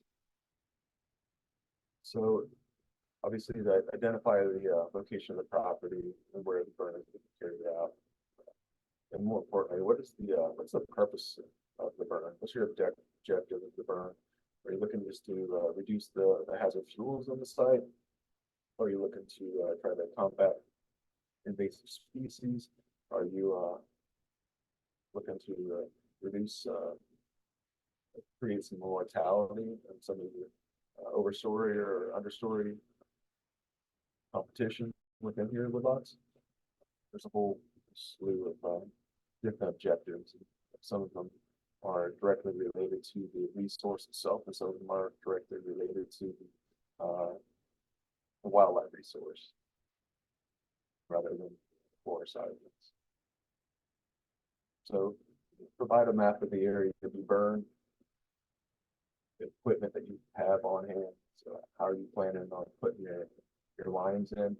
Your fire control lines, are they heat blown? Are they a plow of some sort to like do it, a masticator? All these things that we want to know as part of the plan to do, right? How you plan to contain that and keep it within that area. These are all some of the things that we evaluate to make sure that your burn plan is, set up for success rather than for failure. So list of personnel roles. One of the biggest things conducting a prescribed burn is having good communications amongst the people that are working on the burn side. Without that, a good communication link, you have a higher propensity of having a problem or the burn go awry. Then if you have good communications, we can talk to each other and know something's not doing right, something's lighting too much and gets a little too active. Can't really communicate that to the people that are working on the burn. Probably gonna have a problem. So you describe what the fuels are. Is it hardwood litter? Is it grass? Is it field grass area? Is it a pine shrub forest? All those things we do. You determine like, hey, do you have the necessary resources based on what the fuel type is that you're talking about burning to actually pull this out without having the problems. So, what is the overstory, understory, these locations, part of that description, those firing techniques, backing fire, the combination of heading and flanking fire, and spot ignition, dot ignition, chevrons, lots of different styles and techniques of using prescribed fire to meet different objectives, to produce the effects that you're looking for to meet those objectives. And then, what is the season, the time of day? So if you're looking for invasive species control, a lot of times you might want to consider burning those lots or during times where the plants are like starting to leaf out. So they're expending those resources to green up for the year and knock them back then. They're stunted a lot more than they would be if you burn it just during the dormant season when everything's kind of stored underground still. They have a lot of energy left to continue to prosper, so to speak. And then identification of the officials notified the day prior, which we typically will give you all the notification or permission that you'll need for before you would conduct the burn once and if a permit is issued. And then adjacent areas where smoke sensitive populations and the distances. So we kind of usually on paper rudimentary. You do it a little different now, but for say a landowner, kind of make a cone and like figure out the directions that are acceptable, and then it's like a 30-degree cone, so to speak, that it spreads out, and then you look down and then and see if there's going to be impacts to any susceptible areas. And then also include your patrol and mop-up procedures of anything after at the end of the burn. So we talked about including a map in there. The maps don't have to be like super detailed, but they need to obviously depict the site and what's there. So here's an example of something that we've used in the past, like in 2017. Identifies how big the area is, identifies where the control lines are, so we call them plow lines, but the fire control lines, the perimeter of the unit. It gives us an idea of, hey, there's roads here, there's this, how you expect them to hold it here, or in this case, there's basically a plow line. both not only intersects the unit, but also surrounds the unit where there's not a constructed road.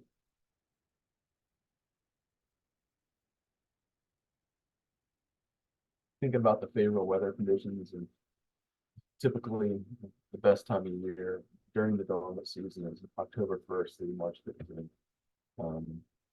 When the temperatures are cooler in the 0 to 6 degrees, the fire becomes a lot more active because there's a lot of pre-warming of the fuels already from the ambient temperatures. We always look for like steady winds, west, northwest, west, south, southwest. But in general, the idea is to utilize a wind that is going to push the smoke away from those smoke sensitive areas. So it may not be a northwest, west, but typically those wind directions come with a more suitable, predictable direction. So normally the air will be a little drier with the west or northwest wind. And when you do have those sustained steady winds, the fire is less likely to waver and baffle back and forth. And sometimes that baffling can throw a kink into even some of the most well laid out plans.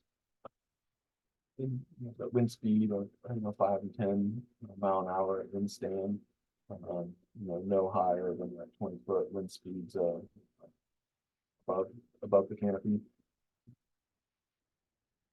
Little wind's good, not enough wind's bad, too much wind is bad. And then relative humidities in the 30 to 50, 30 to 60% is a good range there. The lower the percentage of the RHs, the more active the fire is going to be as far as the fire behavior. Because humidity is going to be drawing, that low humidity is going to be drawing moisture out of those 1 hour fuels. Increase susceptibility for fire ignition spread. And then spread index, which is a gauge of like how many chains per hour fire go. So in the forest fire world, we kind of gauge a lot of our days that we burn by what is the spread for the day? Is it too good of a fire day, or is it mediocre fire day? And then the buildup, how dry those fuels are. Again, if it's just rained significantly, the buildup's probably going to be like close to 0, and the fire's just not going to burn. So prescribed fire needs the fuels to be a little dry at least. So what people don't realize, one thing is that smoke is actually water vapor.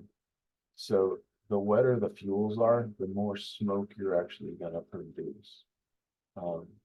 But when you get to a point where the fuels are too dry, then they become much harder to contain and to manage.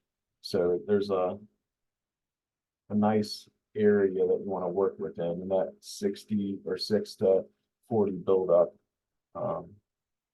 is usually pretty helpful. And that's something that we put on our website every day. You go to Jersey wildfire.org, and you can see the conditions report, and that condition report has what the buildup is for each of the division areas, Division A, Division B, and Division C. So north, central, and south areas of the state. So it gives you an idea of how dry it is out there. So one of those things you got to remember and think about is that mopping up and holding. I've seen ranchers and people in the south and out west just having a water tank in the back of their truck, or a tractor with a little pump on it, and that's suitable to put water on, mopping up the fuels. So it's still linking a fire on the perimeter of the fire, or catching a spot that might jump the line on there. And that's part of that holding thing and the mopping up. You just gotta consider to think about is if you have a lot of dead wood or a lot of snags in the units looking to get burned. Those snags typically will catch fire high up in the tree, and because you're not looking, you're looking at the ground. You're always looking at the initial fire and smoke where it's coming from. A lot of times you need to be able to remember to look up and make sure that you don't have fire burning up high in the tree at 40, 50 feet up. And you may not think it could happen because the fire's down here and it's way up there, but it only takes a little ember to get up inside the crevice of whether it's an old defect in the tree or a hole that a squirrel or a woodpecker was living in to catch a fire, and then eventually wind blow and send a spot across the line and create a situation where the fire is outside of the intended area.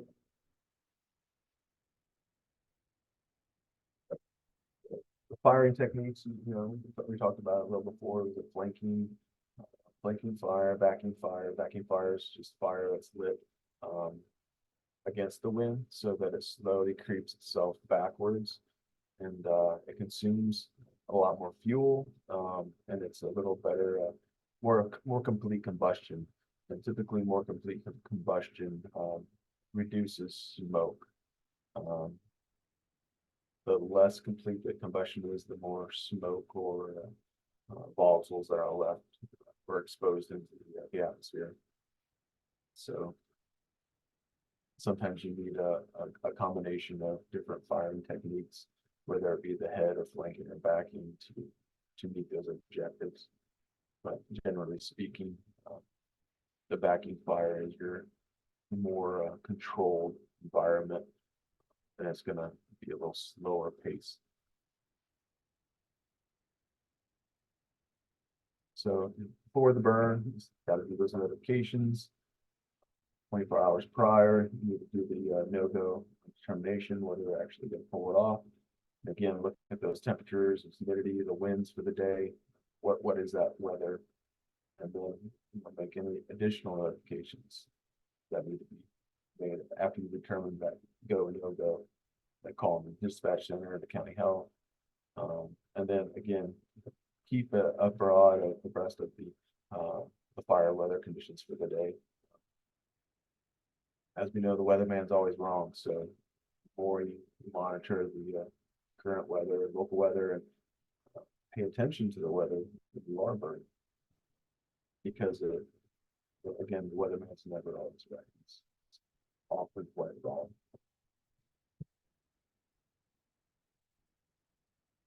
And then after the burn, get that 100% containment. It's just making sure that it's not going to come outside that burn perimeter.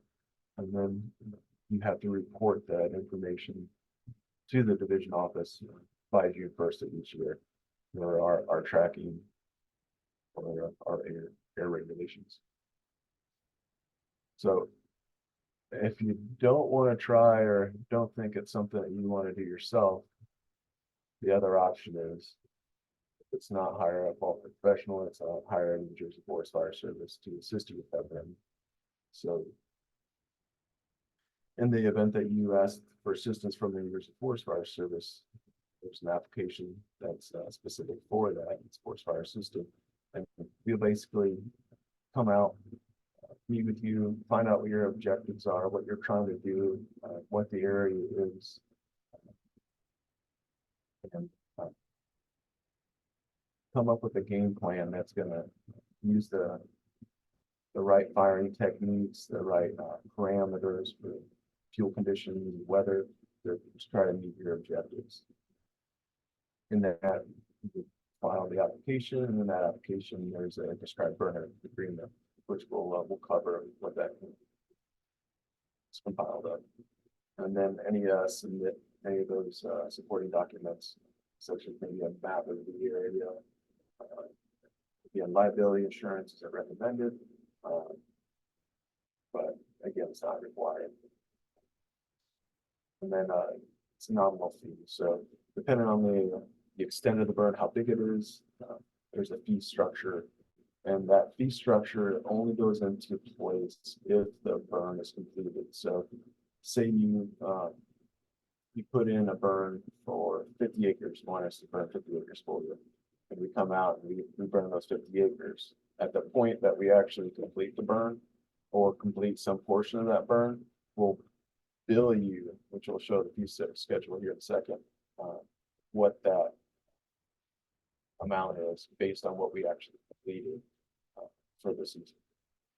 So if we, you put in an application and we come out and prep it, but we don't actually get to it for one reason or other, then we're actually going to not bill you for it because we didn't complete the vote. We have done some prep work, but we're not going to bill anyone until we actually do something on the property.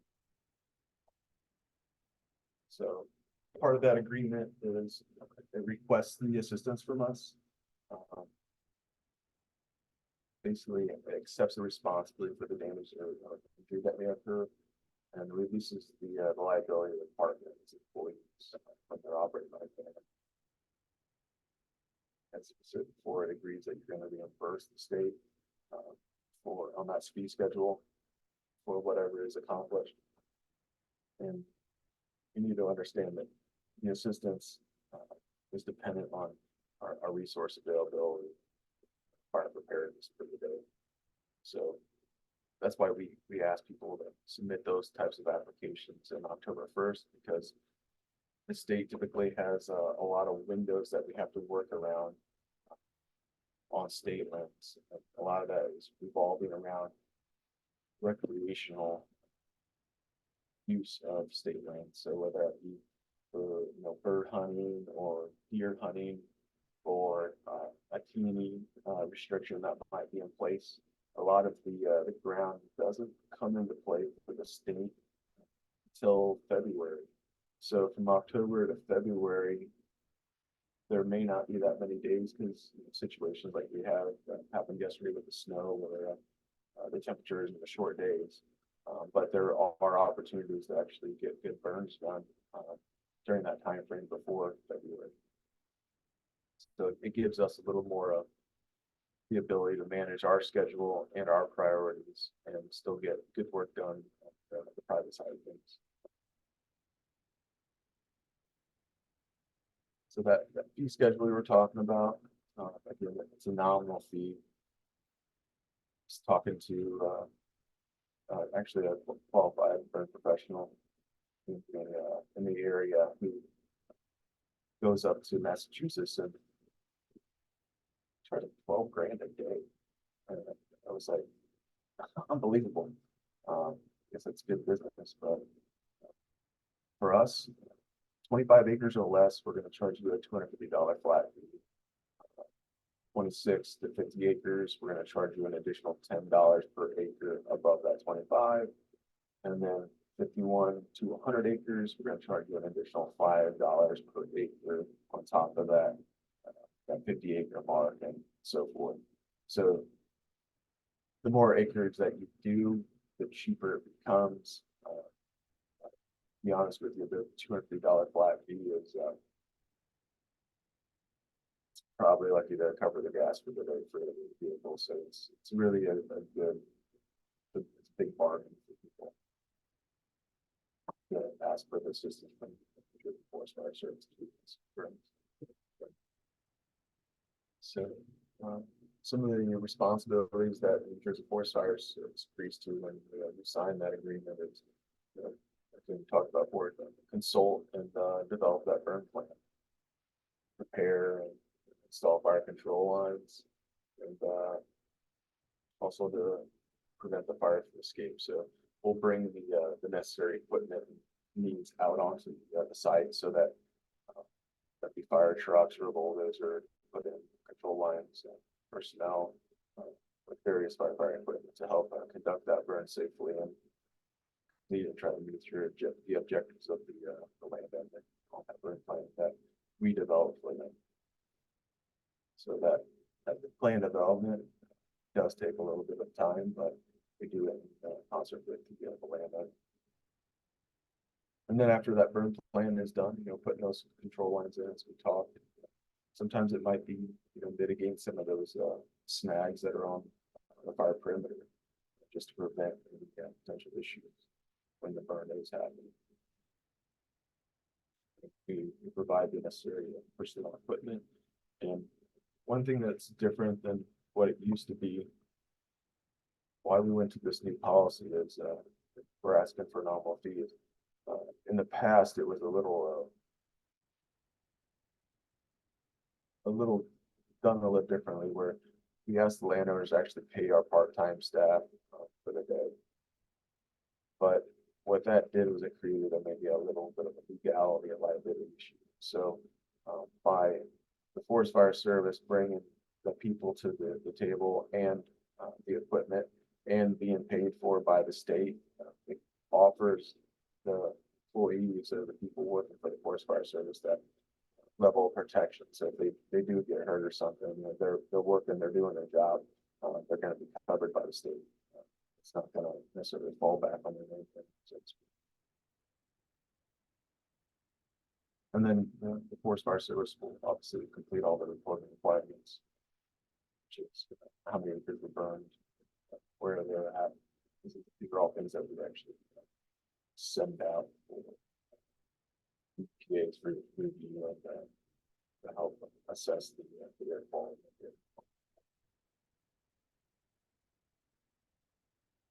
So there's the 3 offices we have Division A headquarters, which is up north.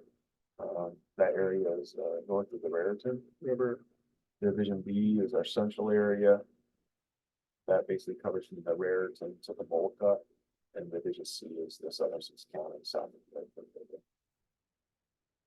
That gives us if you were looking for, or you're looking to either do a prescribed burn yourself or looking for us to do it for you, submit those applications to the specific headquarter locations for the consultation.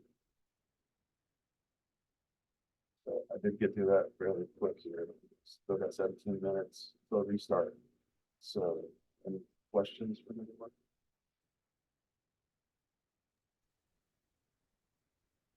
Terrific presentation. Thank you, Jeremy. Anybody have any specific questions for Jeremy? I did put into the chat while this is a program that is being conducted coming up this Thursday, January 25th at Salisbury University by University of Maryland Extension, in addition to some cooperative partners. If you're interested in learning more, it's a full-day workshop on prescribed fire and wildlife habitat. Just kind of coincidental that it's coinciding with when we were planning this presentation. If nothing else, I think you could learn a lot more about the ecology of prescribed fire and such, and how it applies into the landscape.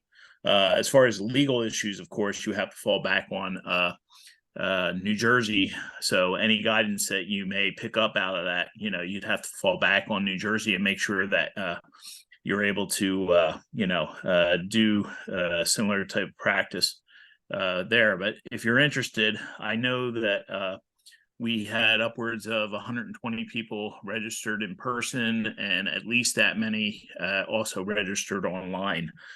So it sounds like it's going to be a really good workshop if anybody's interested. But that being without that, again, if there's anybody, I do have a question, Jeremy. So are you finding, is New Jersey Forest Fire Service finding a lot more interest in be able to do prescribed fires for quail habitat? I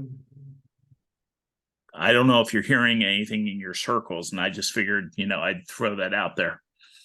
Yeah, there's been some pushes in the past from Audubon.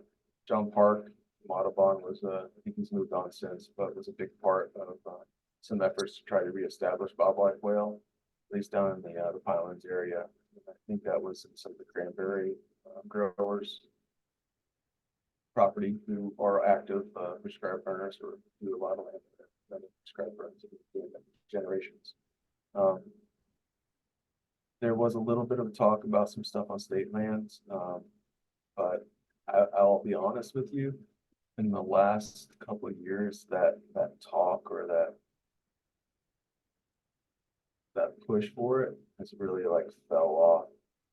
I know the cranberry farmers that did relocate some quail and try to propagate, get them established on their sites were fighting a losing battle. They just couldn't keep the birds alive long enough. For whatever reason, I'm not sure if it was a predation or the habitat wasn't quite right. They ran into some difficulties. It seemed like after that seemed to be the case, I've heard less and less about it. Yeah, I know John Park also moved on, so I know he's not with Audubon anymore too. So, with regard to, so like I have a situation down in the Pine Barrens where I have about 4 acres, and then it butts up to 2 additional parcels that are owned by family members, all told. So we have about 9 acres here. If we wanted to apply, we would have to submit 3 different applications. And if we wanted Forest Fire Service to do that, does that mean that we would have to each pay $250, or could we consolidate that application into one? Or is that too complex of a question? So if that were the case,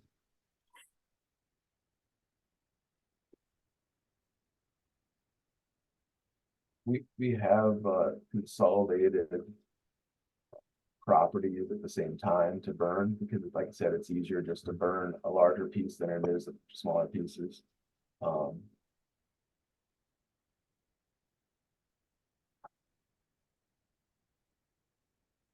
not sure how to answer that. I mean, I think the technical question would be each person or each landowner would have to pay $250, and we would do it all at the same time.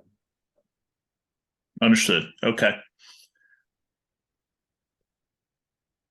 But I would probably leave it at the discretion of the field office to. Well, I know in this particular case, last time we've probably seen a fire in the neighborhood, from what I understand historically, would have probably been 80 to 100 years ago, which is actually a pretty large time frame for the Pine Barrens. And that's one of our concerns, because we have a lot of detritus on the ground. And is there anything in a way that we could do in advance of that could actually help out with that? In other words, so we got so much thick duff layer there that I'm really worried that it's going to wind up smoldering for weeks. You know what I mean? Yeah. So in the event that situation you described there, that's something we would probably want to deal with when the fuels are still relatively moist.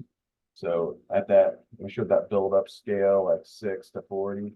We would try to conduct that burn when the build-up's really low, so that the fuels underneath are still moist, so you don't consume that duff layer because of that long-term build-up there.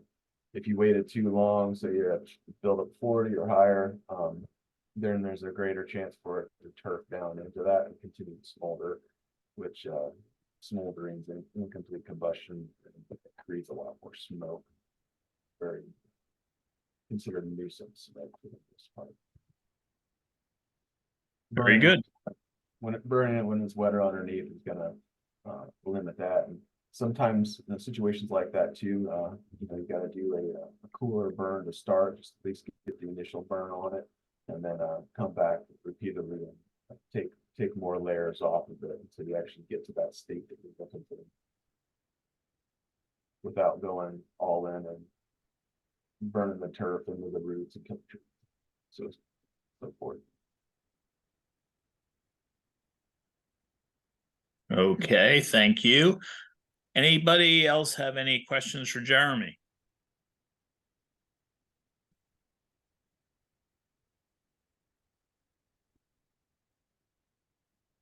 giving people a chance to open up their mics and make sure that we're not missing anybody.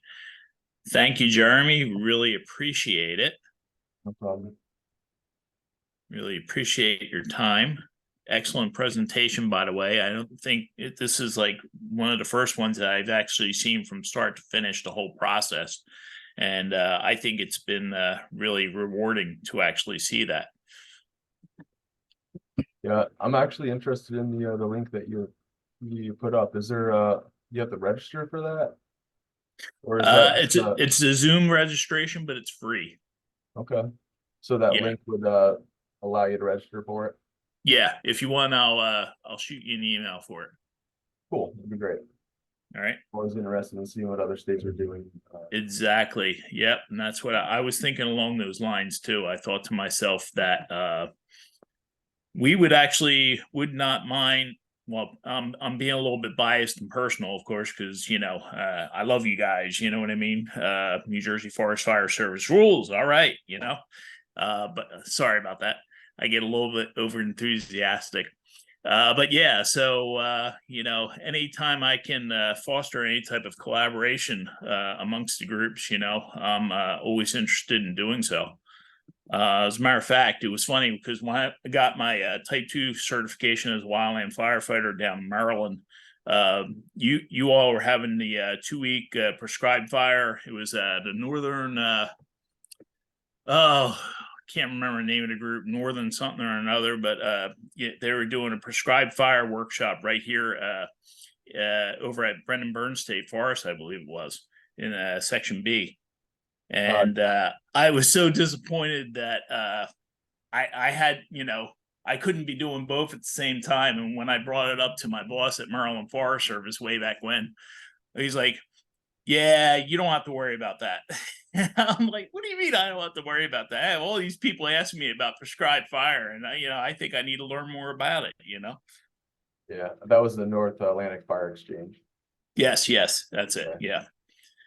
So, all right, very good. Thank you, sir. Appreciate it. Good to see you. Be safe out there. And I sent you that. I emailed you that link. So I saw it come through here. So appreciate that. Yeah, no problem. Thank you. All right. As we wrap things up here, I'm going to cut Jeremy loose. So we're going to go through. Hey, George, how you doing? George Vetter.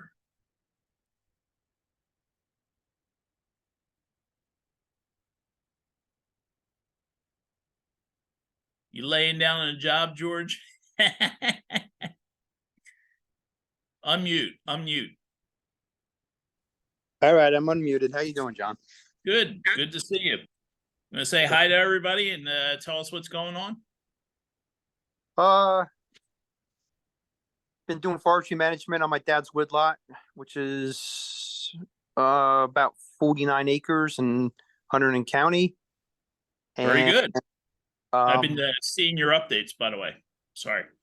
I did on a farm, we don't have to do forestry management because we're over that percentage of production crop land. But been deer hunting, and I want to establish some food plots on a farm, but I think I need a drill machine or something, or I keep getting Japanese stilt grass choking everything I try to do. But I rototilled and I seeded that, and it did not work. So and I also got another weed on there. What's it called? Japanese mile a minute weed or something? Yes. Day hooks on. So I presently have gone to the NCRS office, and I'm going to do some paperwork and see if they can look over things and help me do some erosion control and some, maybe some planning on that property. Sounds good. I don't want to cut you short, but I do want to get wrapped up in a timely fashion, so I want to roll through real quick here. So, hey, Eric, how you doing? All right, Digger. Good to see you, George. Thank you. Hey, John. Good seeing you also. And first, thank you for the catch up. But that's great to have this booster shot, basically, 6 months after the SOASHI program. A little bit disappointed that we could not be live I'm sure you are too. I mean, that would be vastly different, I would think, but that's great anyway. I'm like glad you were able to like turn on a dime like that. In terms of what I've been doing, there are like some more successful and like successful endeavors. On the successful side of things, following like Jason Grabowski like request last September to like join the Hutchison Memorial Forest like volunteer days. We did that quite a few times. That was great. It was like many generations, a lot of like students too, and that was interesting to see their reaction, to like talk to them and work, obviously. Another thing is I'm getting more involved with the Watershed Institute, and you are talking about collaboration or like meshing of different venues that people have to like try to look after the environment. When the Watershed Institute is great there, and I'm doing also some like invasive management on their property, and on that front I'm also spending time with the Sauerland Conservancy. They announced actually just a couple of days that they've like planted again this year like 10,000 trees. And what's interesting is also they have this stewardship crew that meets basically every other week, but now it's getting to be almost like every week, to basically spend like a Friday morning, not always planting the tree, because that's nice to say, hey, we planted 10,000 trees, but really what looks to make a difference is actually to protect and to invest the resources after the planting of the trees. Like, hey, by the way, the deer enclosure broke down. Hey, by the way, those like new plantings that have been like choking because of those weeds. So that's interesting to help with that. And then we have a friend who like a couple of years ago bought like a small farm, and it's like 8 acres. But anyway, I'm like helping there also on the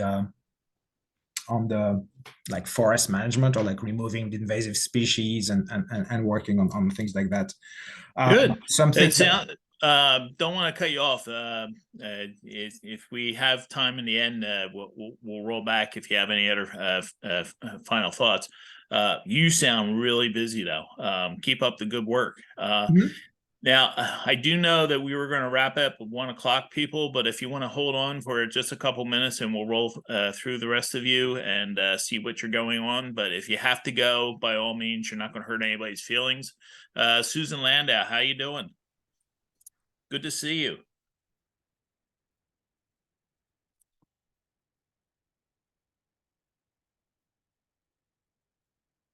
Anything you want to say, Susan?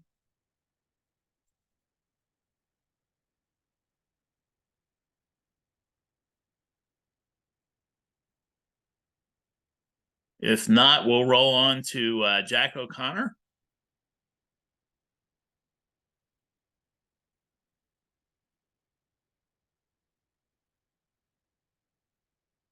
How you doing, Jack? Good. Oh, there you go. All right, hold on, and I'm checking in. So, all right, so I view myself as the ambassador to recreational motorsport people. Good. Cool. So what we do is we teach responsible use. So I think where I can help is the people that come into the forest, teach them how to behave. So we were running 3 clinics this February at local motorcycle dealerships about introduction to adventure riding, which is basically riding in the forest on the street legal roads. So we teach them what they can do, where they can go, and how to do it. What I'd like to do though is volunteer my time with the Forest Center in Jackson to help them with the tree nursery and that kind of stuff.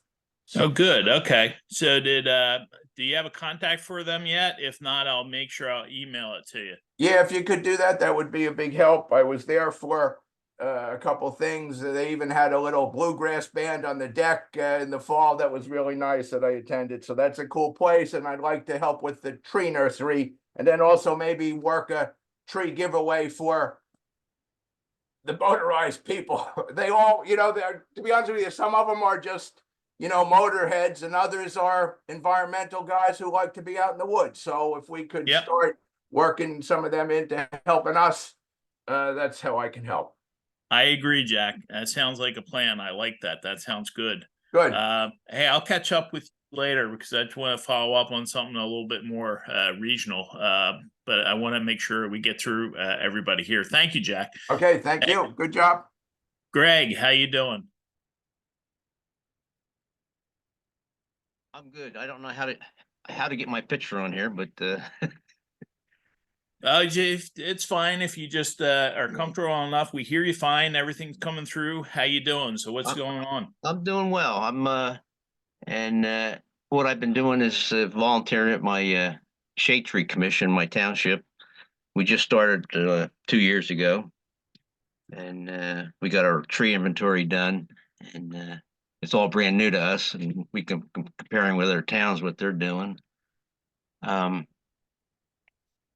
We have a lot of developments, residential developments that were put in quite a few years ago, and they planted trees. Must have been part of their requirements, and they planted. Of course, the cheapest tree they could do was those maples with Norway maples, and they're aging out and not doing well. We have to end up spending a lot of money taking them out. And then we're trying to plan what trees we're going to use to replace them. The old saying, the right tree in the right place, or something like that. Yeah, you're right. You're in Blackwood? Blackwood, yeah. Okay. So yeah, let me circle back around with you on that. I'll give you some thoughts and stuff, and because I'm on the other side of Camden County. So well, that's my name, Blackwood. I'm not in Blackwood, New Jersey. I'm sorry. Where are you then? I'm sorry. Lopatcon Township. It's up in Warren County. Oh, okay. My mistake. Yeah, I'm up north. I'm sorry. I should have been more explicit with that. No, that's my mistake. I apologize about that. But yeah, yeah, up that where I mean, any species in the northern hardwoods mix is going to be beneficial. Of course, just want to be mindful of the soil types and the pH. That's going to be pretty important. Let me see if I can look at the species mix that the state nursery has available, and I'll shoot you an email and follow up with you on that. I was also wondering, listening to Paul's talk about what's going on with the invasives and the bugs and bad things. I wonder what our forests are going to look like in 50 and 100 years from now. Probably, I would be safe enough to say that you probably won't recognize them the way you do today. That would be a safe bet. No doubt, Because my neighbor has a 100-acre farm right behind me, and I was looking. They just had it logged out 2 years ago. Everything that's been taken over is all these invasives. Every time an oak tree or maple tree, hickory tree comes up, a deer devours it. And well, that's part of the problem is the fact that what the deer will consume. Number one, number two, it's has a lot to do. I've read research papers on the fact that where harvests are done, it's a simple fact of if whether or not the area was previously agricultural and farm fields. So even though it's forest now, and he has ag lands, it's possible that somewhere in the past it was also ag land and reverted back to forest, which is one of the reasons that seed bank is already full with the invasive species. Unfortunately, it's not a problem when you have a farm because you're staying on top of the farm and you're weeding. It's only when it's the conditions are ripe for everything, for the sunlight to hit and reinvigorate that seed bank. And that's what winds up happening. So it's unfortunate, but you gotta stay on top of it. There's funding available, of course, from NRCS to be able to help out with mitigating some of that. But it has to be managed and stayed on top of. That's the most important thing. Thanks, Greg. And I'll follow up with an email for you. So, Okay, thank you. Diane, how you doing? There we go. Can you hear me now? Yes, perfect. Okay, good.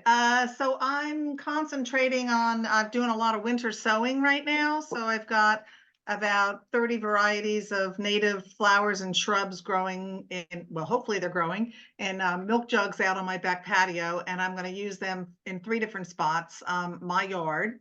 And Rosalie and I, she was one of the other classmates from the last September class. She and I are taking over the Monarch Way Station at the Monmouth County Ag Building, which is where the Master Gardeners have their location. And I'm also involved with Ross Lake Park, which is a native garden that's on the Whale Pond watershed near Monmouth University. So I'm working on those things. And I was also interested, and I don't remember the gentleman's name, the one who lives down by Del Rand when he did the plant giveaway, because last year I brought home all the extras from the Shade Tree Commission and I potted up about 25 trees. So they're in pots in my backyard. So I have to find homes for them this year. And the last thing I'm doing is that I am signed up for and just started the Green Infrastructure Champions Program that's offered through, it's a Zoom program offered through Rutgers. So that's what I'm working on. Very good. That sounds terrific. And that was Al Carp, by the way, and Al's still on. Oh, okay. Yeah, I thought that sounded like a great idea to do the plant giveaway. I guess the caveat is that we have to educate people that wherever they plant them, they have to protect them because the same thing, the deer issue. Yeah, exactly. Well, you know, it's the number one. I didn't mention that before in my presentation, but the deer, actually, I'm dealing with that down my way too. It's pretty bad on my own property too. So thank you. Appreciate it. Susan, how are you?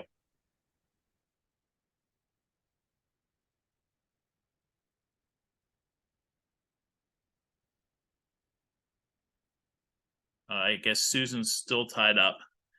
John?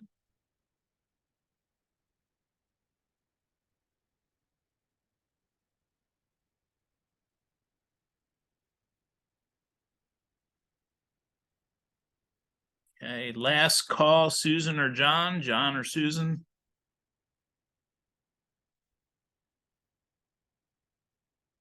Let's start wrapping things up, but if they happen to chime in, I'll give them the floor. I want to thank you all very much. I think this was a really, I don't know about you guys, but actually I'm more excited now than I was before I started.